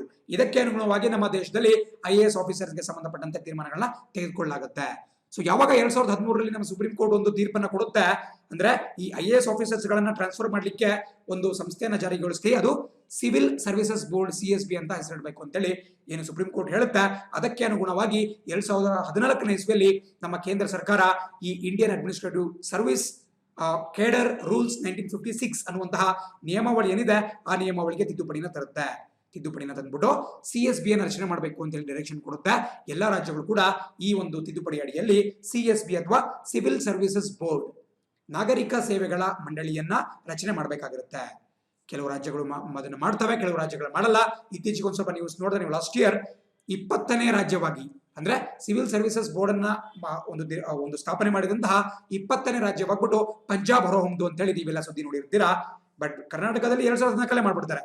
ಕರ್ನಾಟಕ ಬಹಳ ಒಂದು ಪ್ರಾಂಪ್ಟ್ ರಾಜ್ಯ, ಪ್ರಾಂಪ್ಟ್ ಗವರ್ಮೆಂಟ್ ಇದ್ದಿದ್ದರಿಂದ ನಮ್ಮಲ್ಲಿ ಯೂಶುವಲ್ ಆಗಿ ಕೇಂದ್ರ ಸರ್ಕಾರದ ಪ್ರತಿಯೊಂದು ಆದೇಶಗಳನ್ನು ಕೂಡ ಬಹಳ ಸೂಕ್ತವಾಗಿ ನಾವು ಇಮಿಡಿಯೇಟ್ ಆಗಿ ಅದನ್ನ ಫಾಲೋ ಮಾಡ್ತೀವಿ. ಸೊ 2014ರಲ್ಲಿ ಯಾವಾಗ ಈ ಒಂದು ತಿದ್ದುಪಡಿ ಜಾರಿಗೆ ಬರುತ್ತೆ ಅದು ಬಂದ ತಕ್ಷಣವೇ ಕರ್ನಾಟಕದಲ್ಲೂ ಕೂಡ 2014ರಲ್ಲಿ ಸಿವಿಲ್ ಸರ್ವಿಸಸ್ ಬೋರ್ಡ್ ಅನ್ನ ಸ್ಥಾಪನೆ ಮಾಡಲಾಗುತ್ತೆ. ಪರೀಕ್ಷೆಯಲ್ಲಿ ಖಂಡಿತ ಕೇಳ್ತಾರೆ. ಇತ್ತೀಚೆಗಷ್ಟೇ ಸುದ್ದಿಲಿರತಕ್ಕಂತಹ ಸಿವಿಲ್ ಸರ್ವಿಸಸ್ ಬೋರ್ಡ್ ಅಂದ್ರೆ ಏನು ನಾಗರಿಕ ಸೇವಾ ಮಂಡಳಿ ಏನಿದೆ ಅದರ ಕರ್ತವ್ಯ ಏನು ಅಂತ ಕೇಳ್ತಾರೆ. ಇದರ ಕರ್ತವ್ಯ ಬಹಳ ಸಿಂಪಲ್. ಏನಪ್ಪ ಕರ್ತವ್ಯ ಅಂತ ಹೇಳಿದ್ರೆ ಈ ಟ್ರಾನ್ಸ್ಫರ್ಸ್ ಗಳಿಗೆ ಸಂಬಂಧಪಟ್ಟಂಗೆ, ವರ್ಗಾವಣೆಗಳಿಗೆ ಸಂಬಂಧಪಟ್ಟಂಗೆ ರಾಜ್ಯ ಸರ್ಕಾರಕ್ಕೆ ಶಿಫಾರಸನ್ನ ಮಾಡುವುದು ಅಥವಾ ರೆಕಮೆಂಡೇಶನ್ ಮಾಡುವುದು. ಬಿಕಾಸ್ 2013ರಲ್ಲಿ ಏನು ಒಂದು ಜಡ್ಜ್ಮೆಂಟ್ ಅನ್ನ ಸುಪ್ರೀಂ ಕೋರ್ಟ್ ಕೊಡುತ್ತೆ ಅದರಲ್ಲಿ 2 ಪ್ರಮುಖವಾಗಿರುತ್ತವೆ. ಒಂದು setting up of civil services board, ಮತ್ತೊಂದೇನಪ್ಪ ಅಂತ ಹೇಳಿದ್ರೆ ಈ IAS ಆಫೀಸರ್ಸ್ ಗಳಿಗೆ. ನಾವೀಗ ಕ್ಯಾಟ್ ಅಲ್ಲಿ ಎಲ್ಲರೂ ಬರ್ತಾರೆ, IAS IPS ಎಲ್ಲರೂ ಬರ್ತಾರೆ. ಬಟ್ ಇದರಲ್ಲಿ CSB ಅಲ್ಲಿ ಕೇವಲ IAS ಆಫೀಸರ್ಸ್ ಬರ್ತಾರೆ. ಸೊ ಸುಪ್ರೀಂ ಕೋರ್ಟ್ ಏನ್ ಹೇಳುತ್ತಪ್ಪ ಅಂತ ಹೇಳಿದ್ರೆ ಮಿನಿಮಮ್ 2 ವರ್ಷಗಳ ಟೆನ್ಯೂರ್ ಇರಬೇಕಾಗುತ್ತೆ. ಫಿಕ್ಸ್ಡ್ ಟೆನ್ಯೂರ್ ಅಂದ್ರೆ ನಿಗದಿತ ಒಂದು ಫಿಕ್ಸ್ಡ್ ಕಾಲಾವಧಿ ಇರಬೇಕಾಗುತ್ತೆ. 2 ವರ್ಷಗಳಕ್ಕಿಂತ ಮುಂಚೆ ಯಾವುದೇ ಅಧಿಕಾರಿಯನ್ನ ಟ್ರಾನ್ಸ್ಫರ್ ಮಾಡುವಂಗಿಲ್ಲ. ಮಾಡಬೇಕು ಅಂತ ಹೇಳಿದ್ರೆ ಈ CSB ರೆಕಮೆಂಡೇಶನ್ ಮಾಡಬೇಕಾಗುತ್ತೆ. ಫಾರ್ ಎಕ್ಸಾಂಪಲ್ ಯಾವುದೋ ಒಬ್ಬ ಅಧಿಕಾರಿ ಸಮರ್ಪಕವಾಗಿ ಕಾರ್ಯವನ್ನು ನಿರ್ವಹಣೆ ಮಾಡ್ತಿಲ್ಲ ಅಂತ ಹೇಳಿದ್ರೆ ಸರ್ಕಾರ ಏಕಾಏಕಿ ಅವ್ರನ್ನ ಟ್ರಾನ್ಸ್ಫರ್ ಮಾಡಂಗಿಲ್ಲ. ಮಿನಿಮಮ್ 2 ವರ್ಷ ಅವ್ರನ್ನ ಆ ಒಂದು ಹುದ್ದೆಯಲ್ಲಿ ಮುಂದುವರಿಸಬೇಕಾಗುತ್ತೆ. ಫಾರ್ ಎಕ್ಸಾಂಪಲ್ ಯಾವುದೋ ಒಂದು ಜಿಲ್ಲೆ ಇರುತ್ತೆ, ಆ ಜಿಲ್ಲೆಗೆ ಒಬ್ಬರು DC ಬರ್ತಾರೆ. ಆ DCಯನ್ನ ಇನ್ನು 6 ತಿಂಗಳು ಆಗ್ತಿದ್ದಂಗೆ ಸರ್ಕಾರ ಎತ್ತಂಗಡಿ ಮಾಡಕ್ ನೋಡುತ್ತೆ. ಸುಮ್ಮನೆ ಎತ್ತಂಗಡಿ ಮಾಡಂಗಿಲ್ಲ. 2 years ಫಿಕ್ಸ್ ಟೆನ್ಯೂರ್ ಇರುತ್ತೆ. ಬಟ್ ಹಂಗೇನಾದ್ರೂ ಒಂದು ವೇಳೆ ಅವ್ರನ್ನ ಟ್ರಾನ್ಸ್ಫರ್ ಮಾಡಬೇಕು, ವರ್ಗಾವಣೆ ಮಾಡಬೇಕು ಅಂತ ಹೇಳಿದ್ರೆ ಅದಕ್ಕೆ ಈ CSB ರೆಕಮೆಂಡೇಶನ್ ಕೊಡಬೇಕಾಗುತ್ತೆ.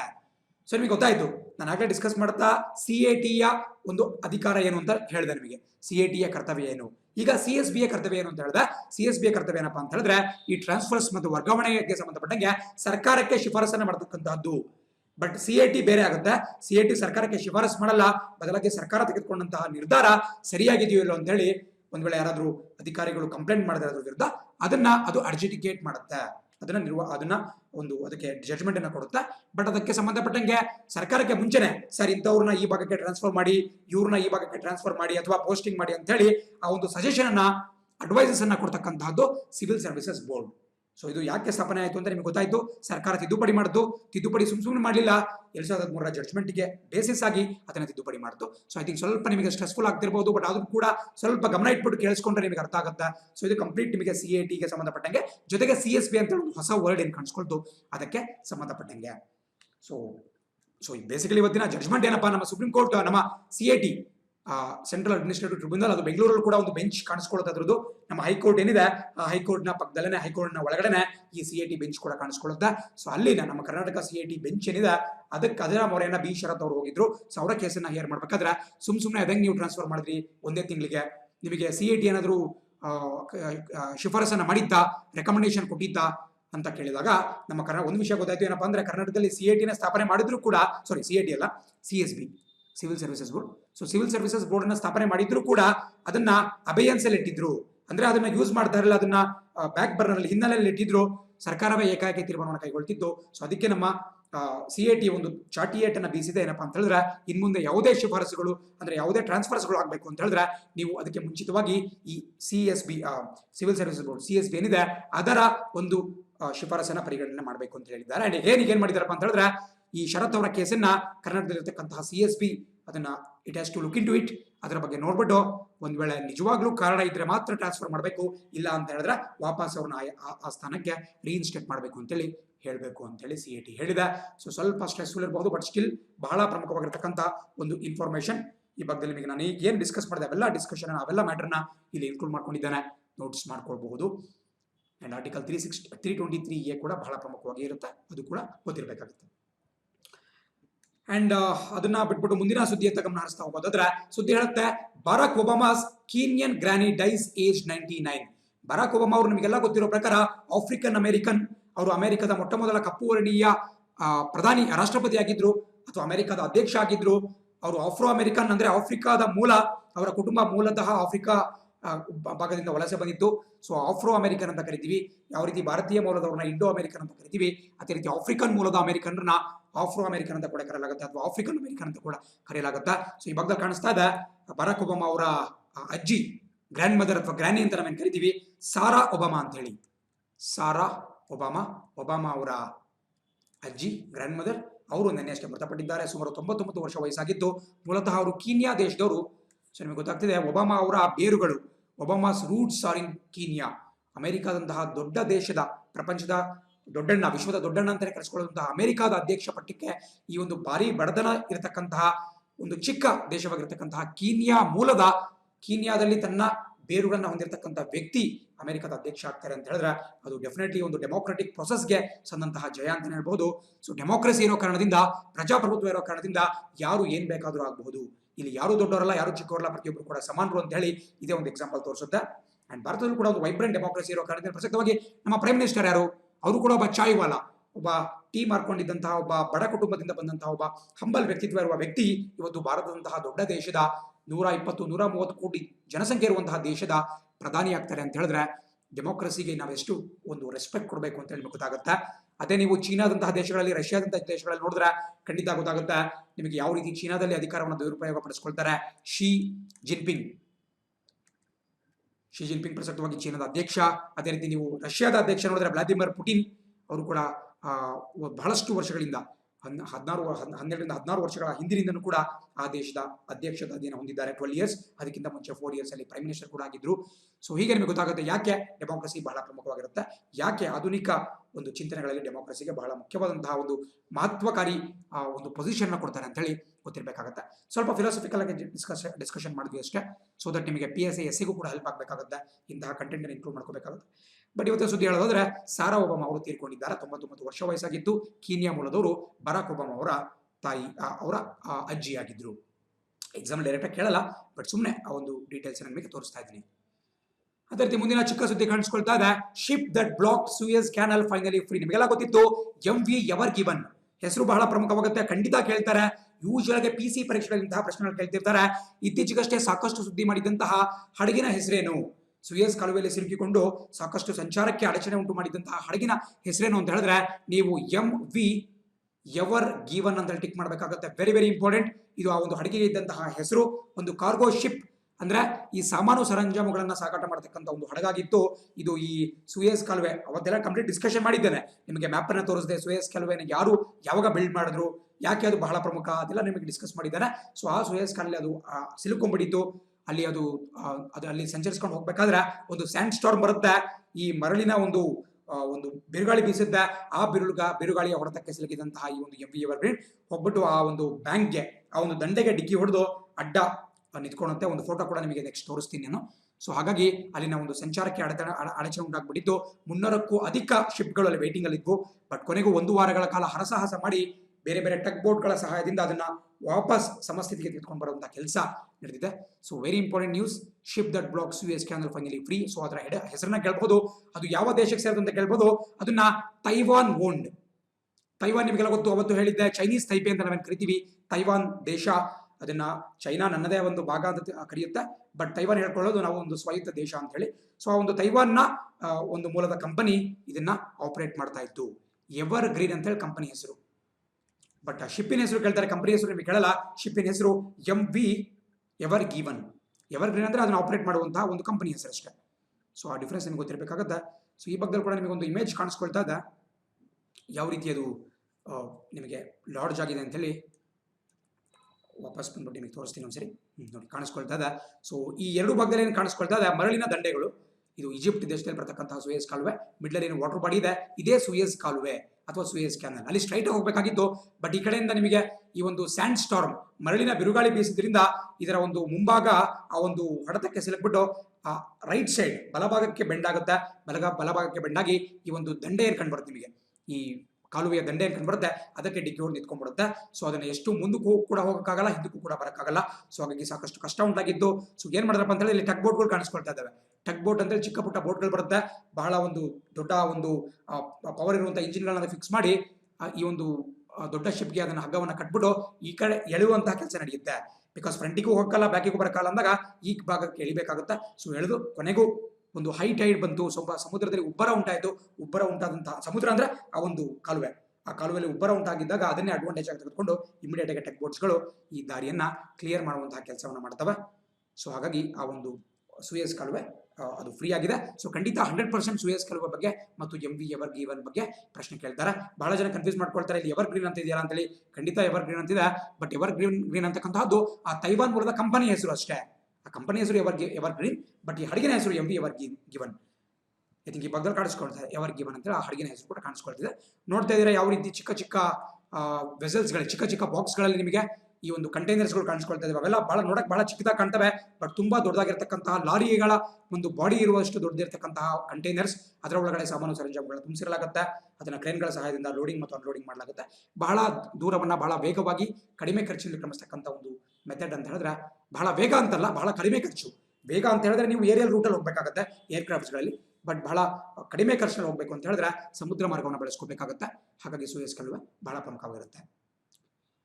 ಅದೇ ರೀತಿ ಇವತ್ತಿನ ಒಂದು ಕೊನೆಯ ಸುದ್ದಿ, ನಿಮ್ಮ ಪ್ರಾಬ್ಲಿ ಕೊನೆಯದಲ್ಲ, ಲಾಸ್ಟ್ ಬಟ್ ಒನ್ ಸುದ್ದಿ ಕಾಣಿಸ್ಕೊಳ್ತಾ ಇದೆ.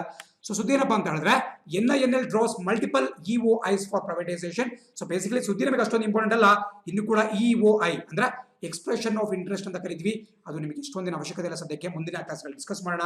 ಎಕ್ಸ್ಪ್ರೆಷನ್ ಆಫ್ ಇಂಟ್ರೆಸ್ಟ್ ಅಂತ ಹೇಳಿದ್ರೆ ಯಾವುದಾದೊಂದು ಟೆಂಡರ್, ಯಾವುದೊಂದು ಡಿಸ್ಇನ್ವೆಸ್ಟ್ಮೆಂಟ್ ಇರಬಹುದು, ಟೆಂಡರ್ ಇರಬಹುದು, ಮಾರಾಟ ಇರಬಹುದು, ಇಲ್ಲಿ ಯಾವ ಪಾರ್ಟಿಗಳಿಗೆ ಈ ಒಂದು ಪ್ರಕ್ರಿಯೆಯಲ್ಲಿ ಭಾಗವಹಿಸಲಿಕ್ಕೆ ಪೊಟೆನ್ಷಿಯಲ್ ಬಿಡ್ಡರ್ಸ್ ಅಂತ ನಾವೇನು ಕರಿತೀವಿ, ಅವರು ಈ ಒಂದು ಪ್ರಕ್ರಿಯೆಯಲ್ಲಿ ಭಾಗವಹಿಸ್ತೀನಿ ಅಂತ ಇಂಟ್ರೆಸ್ಟ್ ಇದ್ರೆ ಅವರಿಂದ ಈ ಎಕ್ಸ್ಪ್ರೆಷನ್ ಆಫ್ ಇಂಟ್ರೆಸ್ಟ್ ಅನ್ನುವಂತ ಒಂದು ಡಾಕ್ಯುಮೆಂಟ್ ಅನ್ನು ಪಡೆದುಕೊಳ್ಳಲಾಗುತ್ತೆ. ಅವರು ನಮಗೆ ಈ ಒಂದು ಪ್ರಾಜೆಕ್ಟ್ ನಲ್ಲಿ ಆಸಕ್ತಿ ಇದೆ ಅಂತ ಹೇಳಿ ಪೊಟೆನ್ಷಿಯಲ್ ಬಿಡ್ಡರ್ಸ್ ಬಿಡ್ ಮಾಡಬಹುದು. ಸೊ ಅದ್ರ ಬಗ್ಗೆ ಜಾಸ್ತಿ ತಲೆ ಕೆಡಿಸ್ಕೋಬೇಡಿ. ಇಲ್ಲೇನೋ ನಾವು ಡಿಸ್ಕಸ್ ಮಾಡ್ಬೇಕಪ್ಪ ಅಂತ ಹೇಳಿದ್ರೆ, ಈ ಭಾಗದಲ್ಲಿ NINL ಅಂತ ಕಾಣಿಸ್ಕೊಳ್ತಾ ಇದೆ. ನಾನು ಕಳೆದ ವಾರದಲ್ಲಿ ಡಿಸ್ಕಸ್ ಮಾಡ್ಬೇಕಾದ್ರೆ ನೀಲಾಂಚಲ್ ಇಸ್ಪತ್ ನಿಗಮ್ ಲಿಮಿಟೆಡ್ ಬಗ್ಗೆ ಮಾತಾಡಿದೆ.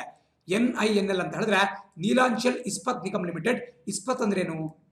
ಇಸ್ಪತ್ ಅಂತ ಬೇರೆ ಬೇರೆ ಸಂಸ್ಥೆಗಳು ನೋಡ್ತಾ ಇರ್ತೀವಿ. ಇಸ್ಪತ್ ಅಂತ ಹೇಳಿದ್ರೆ ಹಿಂದಿಯಲ್ಲಿ ಉಕ್ಕು ಅಂತ ಹೇಳಿ, ನಾವೇನು ಸ್ಟೀಲ್ ಅಂತ ಕರಿತೀವಿ, ಸ್ಟೀಲಿಗೆ ಹಿಂದಿಯಲ್ಲಿ ಇಸ್ಪತ್ ಅಂತ ಕರೀತಾರೆ, ನಾವು ಕನ್ನಡದಲ್ಲಿ ಉಕ್ಕು ಅಂತ ಕರಿತೀವಿ. ಸೊ ಇದು ಉಕ್ಕಿಗೆ ಸಂಬಂಧಪಟ್ಟಂತ ಒಂದು ಸಂಸ್ಥೆ. ನೀಲಾಂಚಲ್ ಅವತ್ತು ಡಿಸ್ಕಸ್ ಮಾಡ್ತಾ ಹೇಳಿದೆ ನಿಮಗೆ, ಏನು ಪುರಿ ಜಗನ್ನಾಥ ಟೆಂಪಲ್ ಬರುತ್ತೆ, ಒಡಿಶಾ ರಾಜ್ಯದಲ್ಲಿ ಪುರಿ ಜಿಲ್ಲೆ ಬರುತ್ತೆ. ಆ ಪುರಿ ಜಿಲ್ಲೆಯಲ್ಲಿ ವಿಖ್ಯಾತ ಜಗತ್ ಪ್ರಸಿದ್ಧ ಪುರಿ ಜಗನ್ನಾಥ ಟೆಂಪಲ್ ಕಾಣಿಸ್ಕೊಳ್ಳುತ್ತೆ. ಆ ಒಂದು ಟೆಂಪಲ್ ಇರತಕ್ಕಂತಹದ್ದೇ ನೀಲಾಂಚಲ್ ಬೆಟ್ಟಗಳ ಮೇಲೆ. ನೀಲ ಅಂದ್ರೆ ಒಂದು ನೀಲಿ ಅಂತ ಹೇಳಿ, ಅಂದ್ರೆ ಬ್ಲೂ ಅಂತ ಹೇಳಿ, ಅಂಚಲ್ ಅಂತ ಹೇಳಿದ್ರೆ ಬೆಟ್ಟ ಅಂತ ಹೇಳಿ, ಸೊ ನೀಲಿ ಬೆಟ್ಟ ಅಂತ ಕರೆಯಲಾಗುತ್ತೆ. ಸೊ ನೀಲಾಂಚಲ್ನ ಮೇಲೆ ಈ ಜಗದ್ವಿಖ್ಯಾತ ಪುರಿ ಜಗನ್ನಾಥ ಟೆಂಪಲ್ ಕಾಣಿಸ್ಕೊಳ್ಳುತ್ತೆ. ಸೊ ನೀಲಾಂಚಲ್ ಯಾಕೆ ಹೆಸರಿಟ್ಟಿದ್ದಾರೆ? ಒಡಿಶಾದಲ್ಲಿ ಕಂಡುಬರ್ತಕ್ಕಂತಹ ಒಡಿಶಾದ ಜಾಜ್ಪುರ್ನಲ್ಲಿ ಕಂಡುಬರ್ತಕ್ಕಂತಹ ಒಂದು ಮೈನಿಂಗ್ ಕಂಪನಿ ಇದು. ಹಾಗಾಗಿ ಆ ಒಂದು ಕಂಪನಿಗೆ ನೀಲಾಂಚಲ್ ಇಸ್ಪತ್ ನಿಗಮ್ ಅಂತ ಹೆಸರಿಡಲಾಗಿತ್ತು. ಬಟ್ ಈಗ ಅದು ಬಹಳ ಒಂದು ದಯನೀಯ ಸ್ಥಿತಿಯಲ್ಲಿದೆ. ಅದನ್ನ ಮಾರಾಟ ಮಾಡಲಿಕ್ಕೆ ಪ್ರಯತ್ನವನ್ನು ಪಡಲಾಗ್ತಾ ಇದೆ. ಅದನ್ನ ನಮ್ಮ ಕೇಂದ್ರ ಸರ್ಕಾರ ಜೊತೆಗೆ ನಮ್ಮ ಒಡಿಶಾ ರಾಜ್ಯ ಸರ್ಕಾರ ಎರಡೂ ಸೇರ್ಬಿಟ್ಟು ಜಾಯಿಂಟ್ಲಿ ಅದನ್ನ ಓನ್ ಮಾಡಿದ್ವು. ಸೊ ಅದೆಲ್ಲ ಡಿಸ್ಕಸ್ ಮಾಡಿದ್ದೇವೆ. ಬಟ್ ಇವತ್ತೇನಕ್ಕೆ ಈ ಒಂದು ಸುದ್ದಿಯನ್ನು ನಿಮಗೆ ತೋರಿಸ್ತಾ ಇದೀನಪ್ಪ ಅಂತ ಹೇಳಿದ್ರೆ, ನಿಮಗೆ ಇಲ್ಲಿ ದೀಪಂ ಅನ್ನುವಂಥ ಒಂದು ಸಂಸ್ಥೆ ಕಾಣಿಸ್ಕೊಳ್ತಾ ಇದೆ. DIPAM, very very important. Specially ನೀವು ಹೈ ಲೆವೆಲ್ ಎಕ್ಸಾಮ್ಸ್ಗೆ ಪ್ರಿಪೇರ್ ಆಗ್ತಿದ್ದೀರಾ ಅಂತ ಹೇಳಿದ್ರೆ ಕೇಳ್ತಾರೆ, ದೀಪಂ ಸಂಸ್ಥೆ ಬಗ್ಗೆ ಸಂಬಂಧಪಟ್ಟಂಗೆ ಕೇಳ್ತಾರೆ. ಡಿಪಾರ್ಟ್ಮೆಂಟ್ ಆಫ್ ಇನ್ವೆಸ್ಟ್ಮೆಂಟ್ ಅಂತ ಹೇಳಿ ಬರುತ್ತೆ, ಅದ್ರ ಬಗ್ಗೆ ಡಿಸ್ಕಸ್ ಮಾಡೋಣ. ಈ ಭಾಗದಲ್ಲಿ ಒಂದು ನೋಟ್ಸ್ ಕಾಣಿಸ್ಕೊಳ್ತಾ ಇದೆ. ಸೊ ವೆರಿ ವೆರಿ ಇಂಪಾರ್ಟೆಂಟ್, ದಯವಿಟ್ಟು ನೋಟ್ ಮಾಡ್ಕೊಳ್ಳಿ. DIPAM ದೀಪಂ ಅಂತ ಹೇಳಿದ್ರೆ department of investment and public asset management. Very very important, ದಯವಿಟ್ಟು ನೋಟ್ ಮಾಡ್ಕೊಳ್ಳಿ. ಪರೀಕ್ಷೆಯಲ್ಲಿ ಕೇಳ್ತಾರೆ, ಈ department of investment and public asset management ಯಾವ ಇಲಾಖೆ ಕೆಳಗೆ ಬರುತ್ತೆ, ಇದರ ಕರ್ತವ್ಯ ಏನು, ಇದರ ಮುಂಚಿನ ಹೆಸರೇನು, ಹೀಗೆ ಬೇರೆ ಬೇರೆ ಪ್ರಶ್ನೆಗಳು ಉಂಟಾಗುತ್ತೆ. ಎಸ್ಪೆಷಲಿ ನೀವು UPSC ಬರೀತಿದ್ದೀರಾ, KS ಬರೀತಿದ್ರೆ ಹೆಲ್ಪ್ ಆಗುತ್ತೆ. ಬಿಕಾಸ್ ಈ ದೀಪಂ ಅನ್ನುವಂತಹ ಒಂದು ಇಲಾಖೆ ಸದ್ಯಕ್ಕೆ ಸಾಕಷ್ಟು ಸುದ್ದಿಯಲ್ಲಿದೆ. ಬಹಳ ಜನ ಅನ್ಕೊಂತಾರೆ ದೀಪಂ ಅಂತಕ್ಕಂತಹದ್ದು ನಿಮಗೆ ಕನ್ಫ್ಯೂಸಿಂಗ್ ಆಪ್ಷನ್ಸ್ ಕೊಡ್ತಾರೆ. ದೀಪಂ ಅಂತ ಹೇಳಿದ್ರೆ ಇದು ಕೇಂದ್ರ ಸರ್ಕಾರದ ಒಂದು ಯೋಜನೆ, ರಾಜ್ಯ ಸರ್ಕಾರದ ಯೋಜನೆ, ಇದು ದೀಪಗಳಿಗೆ ಸಂಬಂಧಪಟ್ಟಂತೆ ಒಂದು ಈ ಕುಂಬಾರರಿಗೆ ಕೊಡುವಂತಹ ಉತ್ತೇಜನ ಯೋಜನೆ, ಹೀಗೆ ಬೇರೆ ಬೇರೆ ಕನ್ಫ್ಯೂಸಿಂಗ್ ಸ್ಟೇಟ್ಮೆಂಟ್ಸ್ ಅನ್ನ ಕೊಡ್ತಾರೆ. ಬಟ್ ಅಲ್ಲಿ ಅವೆಲ್ಲವೂ ಕೂಡ ತಪ್ಪು. ದೀಪಂ ಅಂತಕ್ಕಂತಹದ್ದು ನಮ್ಮ ಕೇಂದ್ರ ಹಣಕಾಸು ಸಚಿವಾಲಯ, ministry of finance, union ministry of finance ಏನ್ ಬರುತ್ತೆ ಅಥವಾ ವಿತ್ತ ಸಚಿವಾಲಯ ಅಂತ ನಾವು ಕರಿತೀವಿ, ಹಣಕಾಸು ಸಚಿವಾಲಯ, ಆ ಸಚಿವಾಲಯದಲ್ಲಿ ಅಡಿಯಲ್ಲಿ ಬರ್ತಕ್ಕಂತಹ ಒಂದು ಇಲಾಖೆ ರೈಟ್ ಆಗಿರುತ್ತೆ. ನಿಮಗೆಲ್ಲ ಗೊತ್ತು, ಬೇರೆ ಬೇರೆ ಸಚಿವಾಲಯಗಳು ಬರುತ್ತೆ, ಬೇರೆ ಬೇರೆ ಮಿನಿಸ್ಟ್ರೀಸ್ ಬರುತ್ತೆ, ಆ ಮಿನಿಸ್ಟ್ರೀಸ್ ಕೆಳಗಡೆ ಡಿಪಾರ್ಟ್ಮೆಂಟ್ಸ್ ಬರುತ್ತೆ. ನೀವು ಯಾವುದೇ ಒಂದು ಸಚಿವಾಲಯ ತೆಗೆದುಕೊಂಡ್ರು ಕೂಡ ಅಲ್ಲಿ ಬೇರೆ ಬೇರೆ ಮಿನಿಸ್ಟ್ರೀಸ್ ಬರುತ್ತೆ, ಆ ಡಿಪಾರ್ಟ್ಮೆಂಟ್ಸ್ ಬರುತ್ತೆ. ಆ ಡಿಪಾರ್ಟ್ಮೆಂಟ್ಗಳನ್ನ ಕನ್ನಡದಲ್ಲಿ ಇಲಾಖೆಗಳು ಅಂತ ಕರಿತೀವಿ. ಸೊ ಇಲ್ಲಿ ನಾವು ಮಾತಾಡ್ತಿರ್ತಕ್ಕಂತಹದ್ದು ಮಿನಿಸ್ಟ್ರಿ ಆಫ್ ಫಿನಾನ್ಸ್ ಕೆಳಗೆ ಬರ್ತಕ್ಕಂತಹ department of investment and public asset management ಅನ್ನುವಂತಹ ಒಂದು ಇಲಾಖೆ. ಕನ್ನಡದಲ್ಲಿ ಹೇಳೋದಾದ್ರೆ ಬಂಡವಾಳ ಹೂಡಿಕೆ ಮತ್ತು ಸಾರ್ವಜನಿಕ ಆಸ್ತಿ ನಿರ್ವಹಣಾ ಇಲಾಖೆ ಅಂತ ಕರಿಬಹುದು. So very important. ಯಾಕಿದ್ ಬಹಳ ಇಂಪಾರ್ಟೆಂಟ್ ಅಪ್ಪ ಅಂತ ಹೇಳಿದ್ರೆ, ಪ್ರಸಕ್ತವಾಗಿ NDA 2 ಸರ್ಕಾರ ಏನಿದೆ, ಅವರು ಈ ಡಿಸ್ಇನ್ವೆಸ್ಟ್ಮೆಂಟ್, ಪ್ರೈವೇಟೈಸೇಷನ್ ಅಂದ್ರೆ ಖಾಸಗೀಕರಣ ಮತ್ತು ಬಂಡವಾಳ ಹಿಂದೆಗಿತ ಅಂದ್ರೆ ಡಿಸ್ಇನ್ವೆಸ್ಟ್ಮೆಂಟ್ ಬಗ್ಗೆ ಸಾಕಷ್ಟು ಒಲವನ್ನು ಹೊಂದಿದ್ದಾರೆ. ಬೇರೆ ಬೇರೆ ಸರ್ಕಾರಕ್ಕೆ ಸೇರಿದಂತಹ ಪಬ್ಲಿಕ್ ಸೆಕ್ಟರ್ ಅಂಡರ್ಟೇಕಿಂಗ್ಸ್ ಏನ್ ಬರುತ್ತೆ, ಸರ್ಕಾರಿ ಸ್ವಾಮ್ಯದ ಸಂಸ್ಥೆಗಳಿರಬಹುದು, ಬ್ಯಾಂಕ್ಗಳಿರಬಹುದು, ಅವುಗಳನ್ನ ಖಾಸಗೀಕರಣ ಮಾಡಬೇಕು, ಅವುಗಳಲ್ಲಿ ಸ್ಟೇಕ್ ಅನ್ನ ಅಂದ್ರೆ ಈ ಷೇರುಗಳನ್ನ ಮಾರಾಟ ಮಾಡಬೇಕು ಅಂತ ಹೇಳಿ ಸಾಕಷ್ಟು ಆಲೋಚನೆ ನಡೀತಾ ಇದೆ ನಮ್ಮ ಸರ್ಕಾರದ ಮಟ್ಟದಲ್ಲಿ. ಸೊ ಹಾಗಾಗಿ ಈ ಷೇರುಗಳನ್ನ ಮಾರಾಟ ಮಾಡಬೇಕು ಅಂತೇಳಿ ಯಾರು ತೀರ್ಮಾನ ಕೈಗೊಳ್ತಾರೆ? ಡೆಫಿನೆಟ್ಲಿ ಕೇಂದ್ರ ಸರ್ಕಾರ ತೀರ್ಮಾನ ಕೈಗೊಳ್ಳುತ್ತೆ. ಬಟ್ ಕೇಂದ್ರದಲ್ಲಿ ಯಾರು ಸ್ಪೆಸಿಫಿಕ್ ಆಗಿ ಈ ಒಂದು ತೀರ್ಮಾನವನ್ನು ಕೈಗೊಳ್ತಾರೆ ಅಂತ ಪರೀಕ್ಷೆಯಲ್ಲಿ ಕೇಳಬಹುದು. ನಿಮಗೆಲ್ಲ ಒಂದು ವಿಚಾರ ಗೊತ್ತಿರಲಿ, ಈ ಸ್ಟ್ರಾಟಜಿಕ್ ಡಿಸ್ಇನ್ವೆಸ್ಟ್ಮೆಂಟ್ ಏನಿದೆ ಇವಾಗ ಕಾಣಿಸ್ಕೊಳ್ತಾ ಇದೆ. ಸ್ಟ್ರಾಟಜಿಕ್ ಡಿಸ್ಇನ್ವೆಸ್ಟ್ಮೆಂಟ್ ಅಥವಾ ಖಾಸಗೀಕರಣ ಇರಬಹುದು ಅಥವಾ ಷೇರುಗಳ ಮಾರಾಟ ಇರಬಹುದು ಸರ್ಕಾರಿ ಸ್ವಾಮ್ಯದ ಸಂಸ್ಥೆಗಳಲ್ಲಿ. ಇದನ್ನು ಯಾರು ನಿರ್ಧಾರ ತೆಗೆದುಕೊಳ್ತಾರಪ್ಪ ಅಂತ ಹೇಳಿದ್ರೆ, ಇದೇ department of investment and public asset management, DIPAM. ನೋಡಿ, ಹೆಸರಲ್ಲೇ ಗೊತ್ತಾಗ್ತಾ ಇದೆ ನಿಮಗೆ, ಇನ್ವೆಸ್ಟ್ಮೆಂಟ್ಗೆ ಸಂಬಂಧಪಟ್ಟಂಗೆ ಮತ್ತು ಪಬ್ಲಿಕ್ ಅಸೆಟ್ ಮ್ಯಾನೇಜ್ಮೆಂಟ್ಗೆ, ಸಾರ್ವಜನಿಕರಿಗೆ ಸೇರಿದಂತಹ ಆಸ್ತಿ ಏನಿರುತ್ತೆ, ಆಸ್ತಿ ಪಾಸ್ತಿ ಅದನ್ನ ನಿರ್ವಹಣೆ ಮಾಡುವುದು. ಅಂದ್ರೆ ಯಾವುದನ್ನ ಮಾರಾಟ ಮಾಡಬೇಕು, ಯಾವುದನ್ನ ಮಾರಾಟ ಮಾಡಬಾರ್ದು, ಮಾರಾಟ ಮಾಡಿದ್ರೆ ಎಷ್ಟು ಪರ್ಸೆಂಟ್ ಮಾಡಬೇಕು. ಫಾರ್ ಎಕ್ಸಾಂಪಲ್ ಈಗ ಯಾವುದೋ ಒಂದು ಸಂಸ್ಥೆ ಇದೆ, ಫಾರ್ ಎಕ್ಸಾಂಪಲ್ ನೀಲಾಂಚಲ ಬರುತ್ತೆ, NINL, ನೀಲಾಂಚಲ್ ಇಸ್ಪಾತ್ ನಿಗಮ್ ಲಿಮಿಟೆಡ್ ಅಂತ ಬರುತ್ತೆ. ಇದರಲ್ಲಿ ಎಷ್ಟು % ಶೇರನ್ನ ನಾವು ಮಾರಾಟ ಮಾಡಬೇಕು, ಯಾರಿಗೆ ಮಾರಾಟ ಮಾಡಬೇಕು ಅಂತ ಯಾರು ತೀರ್ಮಾನ ಕೈಗೊಳ್ತಾರಪ್ಪ ಅಂತ ಹೇಳಿದ್ರೆ ಇದೇ ದೀಪಂ. ಸೊ ಹಾಗಾಗಿ ಇದನ್ನು ನೋಡಲ್ ಏಜೆನ್ಸಿ ಅಂತ ಕರೀತಾರೆ, nodal department for strategic disinvestment in public sector undertakings. So ಬಹಳ ಪ್ರಮುಖವಾಗಿ ಗೊತ್ತಿರಬೇಕಾಗುತ್ತೆ. ಮುಂಚೆ ಏನಾಗ್ತಿತ್ತು, 2019ಕ್ಕಿಂತ ಮುಂಚೆ ಯಾವ ಒಂದು ಸರ್ಕಾರಿ ಸ್ವಾಮ್ಯದ ಸಂಸ್ಥೆಯಲ್ಲಿ ಎಷ್ಟು ಶೇಕಡ ಈ ಶೇರ್ಗಳನ್ನ ಮಾರಾಟ ಮಾಡಬೇಕು ಅಂತ ಹೇಳಿ ನಮ್ಮ ನೀತಿ ಆಯೋಗ ಡಿಸೈಡ್ ಮಾಡ್ತಾ ಇತ್ತು. ಬಿಕಾಸ್ ನೀತಿ ಆಯೋಗ ಒಂದು ಚಿಂತಕರ ಚಾವಡಿ, ಒಂದು ಥಿಂಕ್ ಟ್ಯಾಂಕ್, ನಮ್ಮ ದೇಶದಲ್ಲಿ ಎಲ್ಲ ಪ್ರಮುಖ ನಿರ್ಣಯಗಳನ್ನು ಅವರೇ ಕೈಗೊಳ್ತಾರೆ. ಬಟ್ ಈ ನೀತಿ ಆಯೋಗ ಏನಿದೆ, ಆ ನೀತಿ ಆಯೋಗಕ್ಕೆ ಸಂಬಂಧಪಟ್ಟಂತ ವಿಚಾರಗಳು, ನೀತಿ ಆಯೋಗ ಈ ಒಂದು ಸ್ಟ್ರಾಟಜಿಕ್ ಡಿಸ್ಇನ್ವೆಸ್ಟ್ಮೆಂಟ್ ಅದಕ್ಕೆ ಸಂಬಂಧಪಟ್ಟಂತ ವಿಚಾರಗಳನ್ನ ನೀತಿ ಆಯೋಗ ಡಿಸೈಡ್ ಮಾಡ್ತಾ ಇತ್ತು, ಯಾವ ಕಂಪನಿಲಿ ಎಷ್ಟು ನಾವು ಸೇಲ್ ಮಾಡ್ಬೇಕಂತೆಲ್ಲ. ಬಟ್ 2019 ಈಚೆಗೆ ನಮ್ಮ ಕೇಂದ್ರ ಸರ್ಕಾರ ಈ ಫಿನಾನ್ಸ್ ಮಿನಿಸ್ಟ್ರಿ ಕೆಳಗೆ ಬರತಕ್ಕಂತಹ DIPAM, department of investment and public asset management ಏನಿದೆ, ಇದಕ್ಕೆ ಈ ಜವಾಬ್ದಾರಿಯನ್ನು ಕೊಟ್ಟಿದೆ. ಸೊ 2019ರಿಂದ ಈಚೆಗೆ ಎರಡು, ದೀಪಂ ಮತ್ತು ನೀತಿ ಆಯೋಗ ಎರಡೂ ಕೂಡ ಸೇರ್ಕೊಂಡ್ಬಿಟ್ಟು ಯಾವ ಯಾವ ಪಬ್ಲಿಕ್ ಸೆಕ್ಟರ್ ಅಂಡರ್ಟೇಕಿಂಗ್ಸ್ ಅನ್ನ ಮಾರಾಟ ಮಾಡಬೇಕು ಅಂತ ಅವರೇ ತೀರ್ಮಾನ ಕೈಗೊಳ್ತಾರೆ. ಫಾರ್ ಎಕ್ಸಾಂಪಲ್ ಪ್ರಶ್ನೆಗಳು ಕೇಳ್ತಾ ಇರ್ತಾರೆ. ನಮ್ಮ ರೈಲ್ವೆ ಮಂತ್ರಿಗೆ ಇತ್ತೀಚೆಗಷ್ಟೇ ಕೇಳಿದ್ರು, ಸರ್ ರೈಲ್ವೆಯನ್ನ ಪ್ರೈವೇಟೈಸ್ ಮಾಡ್ತೀರಾ, ರೈಲ್ವೇಸ್ ಅನ್ನ ನೀವು ಖಾಸಗೀಕರಣಗೊಳಿಸ್ತೀರಾ ಅಂತ ಕೇಳಿದ್ರು. ಹೀಗೆ ಬೇರೆ ಬೇರೆ ಪ್ರಶ್ನೆ ಒಂದಷ್ಟು ಡಿಪಾರ್ಟ್ಮೆಂಟ್ಗಳಿಗೆ ಕೇಳ್ತಾ ಇರ್ತಾರೆ, ಬೇರೆ ಬೇರೆ ಕಂಪನಿಗಳಿಗೆ ಕೇಳ್ತಿರ್ತಾರೆ, ಇದನ್ನ ಖಾಸಗೀಕರಣ ಮಾಡಲಾಗುತ್ತಾ ಇಲ್ವಾ ಅಂತೇಳಿ. ಸೊ ಅದಕ್ಕೆ ಸಂಬಂಧಪಟ್ಟಂತ ನಿರ್ಧಾರವನ್ನು ಕೈಗೊಳ್ಳಿದಾರಪ್ಪ ಅಂತ ಹೇಳಿದ್ರೆ ದೀಪಂ ಪ್ಲಸ್ ನೀತಿ ಆಯೋಗ. ಸೊ ಇದು ಬಹಳ ಸಿಂಪಲ್ ಆಗಿ ಕಾಣಿಸ್ಬೋದು, ಬಟ್ ಬಹಳ ಇಂಪಾರ್ಟೆಂಟ್ ಆಗಿರುತ್ತೆ, ಪರೀಕ್ಷೆ ಖಂಡಿತ ಕೇಳ್ತಾರೆ. ಅಂಡ್ 2016ಕ್ಕಿಂತ ಮುಂಚೆ ಈ ದೀಪಂ ಅಂತ ನಾವೇನು ಈ ಇಲಾಖೆ ಬಗ್ಗೆ ಕರಿತೀವಿ, ಅದನ್ನ ಡಿಪಾರ್ಟ್ಮೆಂಟ್ ಆಫ್ ಡಿಸ್ಇನ್ವೆಸ್ಟ್ಮೆಂಟ್ ಅಂತ ಕರಿತಾ ಇದ್ರು, ಅಂದ್ರೆ ಬಂಡವಾಳ ಹಿಂತೆಗೆತದ ಇಲಾಖೆ ಅಂತ ಹೇಳಿ. ಬಟ್ 2016ರಲ್ಲಿ ಅದನ್ನು ರಿನೇಮ್ ಮಾಡ್ಬಿಟ್ಟು department of investment and public asset management ಅಂತ ಹೇಳಿ ಚೇಂಜ್ ಮಾಡಲಾಗಿದೆ. ಸೊ ಈ ಕಂಪ್ಲೀಟ್ ಮ್ಯಾಟರ್ ನಿಮಗೆ ಗೊತ್ತಿರಬೇಕಾಗುತ್ತೆ, ಪರೀಕ್ಷೆಯಲ್ಲಿ ಬಹಳ ಪ್ರಮುಖವಾಗಿ ಕೇಳ್ತಾರೆ. ಅಂಡ್ ಇವತ್ತಿನ ಕೊನೆಯ ಸುದ್ದಿ ನಿಮ್ಮ ಸ್ಕ್ರೀನ್ ಕಾಣಿಸ್ಕೊಳ್ತಾ ಇದೆ, no Oscars in Hong Kong for first time since 1960. ಬಹಳ ಸಿಂಪಲ್ ಸುದ್ದಿ, ಏನು ಅಷ್ಟೊಂದು ಪ್ರಮುಖವಾಗಿ ನೀವು ನೋಟ್ ಮಾಡ್ಕೋಬೇಕು ಅಂತ ಏನಿಲ್ಲ. ಬಟ್ ಏನಪ್ಪಾ ಅಂತ ಹೇಳಿದ್ರೆ, ಹಾಂಗ್ಕಾಂಗ್ ನಲ್ಲಿ ಮೊದಲನೇ ಬಾರಿಗೆ 1969ನೇ ಇಸ್ವಿಯಿಂದ ಮೊದಲನೇ ಬಾರಿಗೆ ಈ ಆಸ್ಕರ್ ಪ್ರಶಸ್ತಿಗಳನ್ನ ನಾವೇನು ಅಕಾಡೆಮಿ ಅವಾರ್ಡ್ಸ್ ಅಂತ ಕರಿತೀವಿ. ಈ ಸಿನಿಮಾ ರಂಗದಲ್ಲಿ ಕೊಡ್ತಕ್ಕಂಥ ಅತ್ಯುನ್ನತ ಪ್ರಶಸ್ತಿ ಅಕಾಡೆಮಿ ಅವಾರ್ಡ್ಸ್ ಅಥವಾ ನಾವೇನು ಆಸ್ಕರ್ ಅವಾರ್ಡ್ಸ್ ಅಂತ ಕರಿತೀವಿ. ಅದೇನು ಏಪ್ರಿಲ್ 25ನೇ ತಾರೀಕು ಅದನ್ನು ಅನೌನ್ಸ್ ಮಾಡಲಾಗುತ್ತೆ ಅಮೆರಿಕದ ಲಾಸ್ ಏಂಜಲೀಸ್ ನಲ್ಲಿ. ಬಟ್ ಈ ಒಂದು ಕಾರ್ಯಕ್ರಮವನ್ನು ನೇರ ಪ್ರಸಾರ ಮಾಡಬಾರದು ಅಂತ ಹೇಳಿ ಹಾಂಗ್ಕಾಂಗ್ ನಲ್ಲಿ ತೀರ್ಮಾನ ಮಾಡಲಾಗಿದೆ. ಯಾಕಪ್ಪ ಅಂದ್ರೆ ನಿಮ್ಗೆಲ್ಲ ಗೊತ್ತು, ಇತ್ತೀಚೆಗಷ್ಟೇ ಮೂಲತಃ ಹಾಂಗ್ಕಾಂಗ್ ಚೀನಾ ದೇಶಕ್ಕೆ ಸೇರಿದ್ರು ಕೂಡ ಒಂದು ಸ್ವಾಯತ್ತ ಭಾಗ ಆಗಿತ್ತು, autonomous province, autonomous region within China ಆಗಿತ್ತು. ಅಲ್ಲಿ ಒನ್ ನೇಷನ್ ಟೂ ಸಿಸ್ಟಮ್ಸ್ ಅನ್ನುವಂಥ ವ್ಯವಸ್ಥೆ ಜಾರಿಯಲ್ಲಿತ್ತು. ಒಂದೇ ದೇಶ ಬಟ್ ಎರಡು ವ್ಯವಸ್ಥೆಗಳು. ಸೊ ಹಾಗಾಗಿ ಚೀನಾದಲ್ಲಿ ಇದ್ದಷ್ಟು ಕಠೋರವಾದಂತಹ ನೀತಿಗಳು, ಕಠೋರವಾದಂತಹ ಸೆನ್ಸಾರ್ಶಿಪ್, ಕಠೋರವಾದಂತಹ ದಮನಕಾರಿ ನೀತಿಗಳು ನಿಮಗೆ ಈ ಹಾಂಗ್ಕಾಂಗ್ನಲ್ಲಿ ಕಾಣಿಸ್ಕೊಳ್ಳೋಕೆ ಸಿಗ್ತಾ ಇರಲಿಲ್ಲ. ಬಟ್ 2019-20 ಸಿಕ್ಕಾಪಟ್ಟೆ ಪ್ರತಿಭಟನೆಗಳು ಇವತ್ತು ಕೂಡ ನಡೀತಾ ಇದೆ. ಹಾಂಗ್ಕಾಂಗ್ ಪ್ರೋ ಡೆಮೋಕ್ರಸಿ ಫೈಟ್ಸ್ ಅಂದ್ರೆ ಹಾಂಗ್ಕಾಂಗ್ನಲ್ಲಿ ಪ್ರಜಾಪ್ರಭುತ್ವ ಪರವಾಗಿರ್ತಕ್ಕಂತಹ ಒಂದು ಪ್ರತಿಭಟನೆಗಳು, ಹೋರಾಟಗಳು ನಡೀತಾ ಇದ್ದಾವೆ. ಅದನ್ನ ಹತ್ತಿಕ್ಕಂತಹ ನೆಪದಲ್ಲಿ ಈ ಚೀನಾ ದೇಶದ ಕಮ್ಯುನಿಸ್ಟ್ ಸರ್ಕಾರ ಹಾಂಗ್ಕಾಂಗ್ನ ಮೇಲೆ ದಬ್ಬಾಳಿಕೆಯನ್ನು ಮಾಡ್ತಿದೆ. ಇತ್ತೀಚೆಗಷ್ಟೇ ಅಲ್ಲಿನ ಒಂದು ಲಾ ಮೇಕರ್ಸ್ ಹಾಂಗ್ಕಾಂಗ್ನಲ್ಲಿ ಏನು ಎಲೆಕ್ಷನ್ಸ್ ನಡೀತು ಅದಕ್ಕೆ ಸಂಬಂಧಪಟ್ಟಂಗೆ ಕೂಡ ಒಂದು ಹಸ್ತಕ್ಷೇಪವನ್ನು ಅದು ಮಾಡಿದ್ದು, ಅದಕ್ಕೆ ಸಂಬಂಧಪಟ್ಟಂಗೆ ಒಂದು ಬಿಲ್ಲನ್ನು ಜಾರಿಗೆ ತಗೊಂಬಂತು. ಈ ಒಂದು ಕಾರಣದಿಂದ ಪ್ರಪಂಚಾದ್ಯಂತ ಸಾಕಷ್ಟು ಆಕ್ರೋಶ ಚೀನಾ ದೇಶದ ವಿರುದ್ಧವಾಗಿ ವ್ಯಕ್ತವಾಗ್ತಿದೆ. ಸೊ ಅದರ ಬೆನ್ನಲ್ಲೇ ಮತ್ತೊಂದು ಸುದ್ದಿ ಹೊರಗೆ ಬರ್ತಾ ಇದೆ. ಅದೇನಪ್ಪ ಅಂತ ಹೇಳಿದ್ರೆ, ಆಸ್ಕರ್ಸ್ ಅನ್ನ ಹಾಂಗ್ಕಾಂಗ್ನಲ್ಲಿ ಲೈವ್ ಟೆಲಿಕಾಸ್ಟ್ ಮಾಡಲ್ಲ. ಯಾಕೆ ಮಾಡಲ್ಲ ಅನ್ನೋದು ನೀವು ಸೂಕ್ಷ್ಮ ಗಮನಿಸಬೇಕಾಗುತ್ತೆ. ಬಿಕಾಸ್ ಈ ಬಾರಿ ಆಸ್ಕರ್ ನಾಮಿನೇಷನ್ ಅಲ್ಲಿ ಇಲ್ಲಿ ಕಾಣಿಸ್ಕೊಳ್ತಾ ಇದೆ, ನೀವು ನೋಟ್ ಡೌನ್ ಮಾಡ್ಕೋಬಹುದು, do not split. Note down ಮಾಡ್ಕೊಳ್ಳಿ, ಡು ನಾಟ್ ಸ್ಪ್ಲಿಟ್ ಅಂತಕ್ಕಂಥ ಒಂದು ಚಿಕ್ಕ ಡಾಕ್ಯುಮೆಂಟ್ರಿ ಈ ಬಗ್ಗೆ ಕಾಣಿಸ್ಕೊಳ್ತಾ ಇರಬಹುದು. ನೋಟ್ ಡೌನ್ ಮಾಡ್ಕೊಳ್ಳಿ, ಡು ನಾಟ್ ಸ್ಪ್ಲಿಟ್. ಇಲ್ಲಿ ನೋಟ್ ಡೌನ್ ಮಾಡಿ ತೋರಿಸ್ತೀನಿ ನಿಮಗೆ. ಒಂದು ಚಿಕ್ಕ ಡಾಕ್ಯುಮೆಂಟ್ರಿ, ಯಾವುದರ ಕುರಿತಾಗಿ. ಡಾಕ್ಯುಮೆಂಟ್ರಿ ಅಂದ್ರೆ ಏನು? ಒಂದು ಸಾಕ್ಷ್ಯ ಚಿತ್ರ ಅಂತ ಕರಿತೀವಿ, ಶಾರ್ಟ್ ಡಾಕ್ಯುಮೆಂಟ್ರಿ. ಯಾವುದಕ್ಕೆ ಸಂಬಂಧಪಟ್ಟಂತಪ್ಪ ಅಂತ ಹೇಳಿದ್ರೆ, ಹಾಂಗ್ಕಾಂಗ್ನಲ್ಲಿ ಏನು ಪ್ರೋ ಡೆಮೋಕ್ರಸಿ ಫೈಟ್ಸ್ ನಡೀತು ಅಂದ್ರೆ ಈ ಪ್ರಜಾಪ್ರಭುತ್ವ ಪರವಾದಂತಹ ಪ್ರತಿಭಟನೆ ನಡೀತು, ಪ್ರೊಟೆಸ್ಟ್ ನಡೀತು, ಅದಕ್ಕೆ ಸಂಬಂಧಪಟ್ಟಂಗೆ ಒಂದು ಡು ನಾಟ್ ಸ್ಪ್ಲಿಟ್ ಅನ್ನುವಂತಹ ಒಂದು ಡಾಕ್ಯುಮೆಂಟ್ರಿಯಿಂದ ನಿರ್ಮಾಣ ಮಾಡಲಾಗಿದೆ. ಈ ಒಂದು ಡಾಕ್ಯುಮೆಂಟ್ರಿ ಈ ನಾಮಿನೇಷನ್ ಅಲ್ಲಿ ಇರೋದ್ರಿಂದ, ಅದು ಚೀನಾಗೆ ವಿರುದ್ಧವಾದಂತಹ ಧೋರಣೆ ಹೊಂದಿರೋದ್ರಿಂದ ಚೀನಾ ಮತ್ತು ಹಾಂಗ್ಕಾಂಗ್, ಚೀನಾದ ಭಾಗವಾಗಿರ್ತಕ್ಕಂಥ ಹಾಂಗ್ಕಾಂಗಲ್ಲೂ ಕೂಡ ಈ ಆಸ್ಕರ್ನ ಲೈವ್ ಟೆಲಿಕಾಸ್ಟ್ ಮಾಡೋಕ್ಕೆ ಸಾಧ್ಯವಾಗಲ್ಲ. ಅಷ್ಟೇ ಅಲ್ಲ, ಈ ಭಾಗದಲ್ಲಿ ಕಾಣಿಸ್ಕೊಳ್ತಾ ಇದೆ ಕ್ಲೋಯಿ ಝಾವೋ. ನೋಟ್ ಮಾಡ್ಕೊಳ್ಳಿ, ಕ್ಲೋಯಿ ಝಾವೋ. ನೀವೆಲ್ಲ ಅವ್ರ ಹೆಸರನ್ನು ಕೇಳಿರ್ಬೋದು, ಬಿಕಾಸ್ ಲಾಸ್ಟ್ ಇಯರ್ಸ್ ಅವರಿಗೆ ಸಿಕ್ಕಾಪಟ್ಟೆ ಅವಾರ್ಡ್ಸ್ ಬಂತು, ಗೋಲ್ಡನ್ ಗ್ಲೋಬ್ ಅವಾರ್ಡ್ಸ್ ಎಲ್ಲ ಬಂತು ಅವರಿಗೆ. ಸೊ ಇವರೊಬ್ಬ ಪ್ರಸಿದ್ಧ ನಿರ್ದೇಶಕಿ, ಚೀನಾ ಮೂಲದವರು, ಬಟ್ ಈಗ ಅಮೆರಿಕದಲ್ಲಿದ್ದಾರೆ. ಚೈನೀಸ್ ಅಮೆರಿಕನ್ ಡೈರೆಕ್ಟರ್ ಅಂತ ಹೇಳಿ ಅವರಿಂದ ನಿರ್ಮಾಣವಾಗಿರ್ತಕ್ಕಂತಹ ನೊಮ್ಯಾಡಾಲ್ಯಾಂಡ್ ಚಲನಚಿತ್ರ, ಒಂದು ಚಿತ್ರ ಈ ಭಾಗ ಕಾಣಿಸ್ಕೊಳ್ತಾ ಇದೆ. ನೊಮ್ಯಾಡಾಲ್ಯಾಂಡ್ ನೀವೆಲ್ಲ ನೋಡಿದ್ದೀರಾ? ಸೊ ಇದನ್ನ ಕ್ಲೋಯಿ ಜಾವ್ ಅಂತ ಏನು ನನಗೆ ಒಬ್ಬ ವುಮೆನ್ ಹೆಸರು ಹೇಳಿದೆ, ಈ ಬಗ್ಗೆ ಕಾಣಿಸ್ಕೊಳ್ತಾ ಇದೆ ಕ್ಲೋಯಿ ಜಾವ್ ಅಂತ ಹೇಳಿ. ಸೊ ಅವರಿಂದ ರಚಿತವಾಗಿರ್ತಕ್ಕಂತಹ ಅಥವಾ ಅವರಿಂದ ನಿರ್ದೇಶನಕ್ಕೊಳಪಟ್ಟಿರ್ತಕ್ಕಂತಹ ನೊಮ್ಯಾಡಾ ಲ್ಯಾಂಡ್ ಅನ್ನುವಂತಹ ಒಂದು ಚಿತ್ರ ಏನಿದೆ, ಚಲನಚಿತ್ರ, ಈ ಚಿತ್ರಕ್ಕೆ ಬಹಳಷ್ಟು ಪ್ರಶಸ್ತಿಗಳು ಬಂದವು ಗೋಲ್ಡನ್ ಗ್ಲೋಬ್ ಅವಾರ್ಡ್ಸ್ ನಲ್ಲಿ. ಸೊ ಅದು ಅಮೆರಿಕದಿಂದ ಕೊಡಲ್ಪಡ್ತಕ್ಕಂಥ ಅವಾರ್ಡ್ಸ್ಗಳಲ್ಲಿ. ಬಟ್ ಈಗ ಸೇಮ್ ಚಿತ್ರ ಈವನ್ ಆಸ್ಕರ್ಗೂ ಕೂಡ ನಾಮಿನೇಟ್ ಆಗಿದೆ. ಆ ಚಿತ್ರಕ್ಕೆ ಆಸ್ಕರ್ ಬರುವಂತಹ ಒಂದು ನಿರೀಕ್ಷೆ ಕೂಡ ಇದೆ. ಬಟ್ ಪ್ರಾಬ್ಲಮ್ ಏನಪ್ಪಾ ಅಂತ ಹೇಳಿದ್ರೆ, ಏನು ಚೀನಾ ಮೂಲದ ಅಮೆರಿಕಾದ ನಿರ್ದೇಶಕಿ ಕ್ಲೋಯಿ ಜಾವ್ ಇದ್ದಾರೆ, ಅವರು ಚೀನಾ ದೇಶದ ಕಮ್ಯುನಿಸ್ಟ್ ಸರ್ಕಾರದ ಒಬ್ಬ ಕ್ರಿಟಿಕ್ ಆಗಿದ್ದಾರೆ. ಅಂದ್ರೆ ಅದರ ಒಬ್ಬ ಅದನ್ನ ಅವರು ಕ್ರಿಟಿಸೈಸ್ ಮಾಡ್ತಾರೆ, ಟೀಕೆಯನ್ನು ಮಾಡ್ತಾರೆ.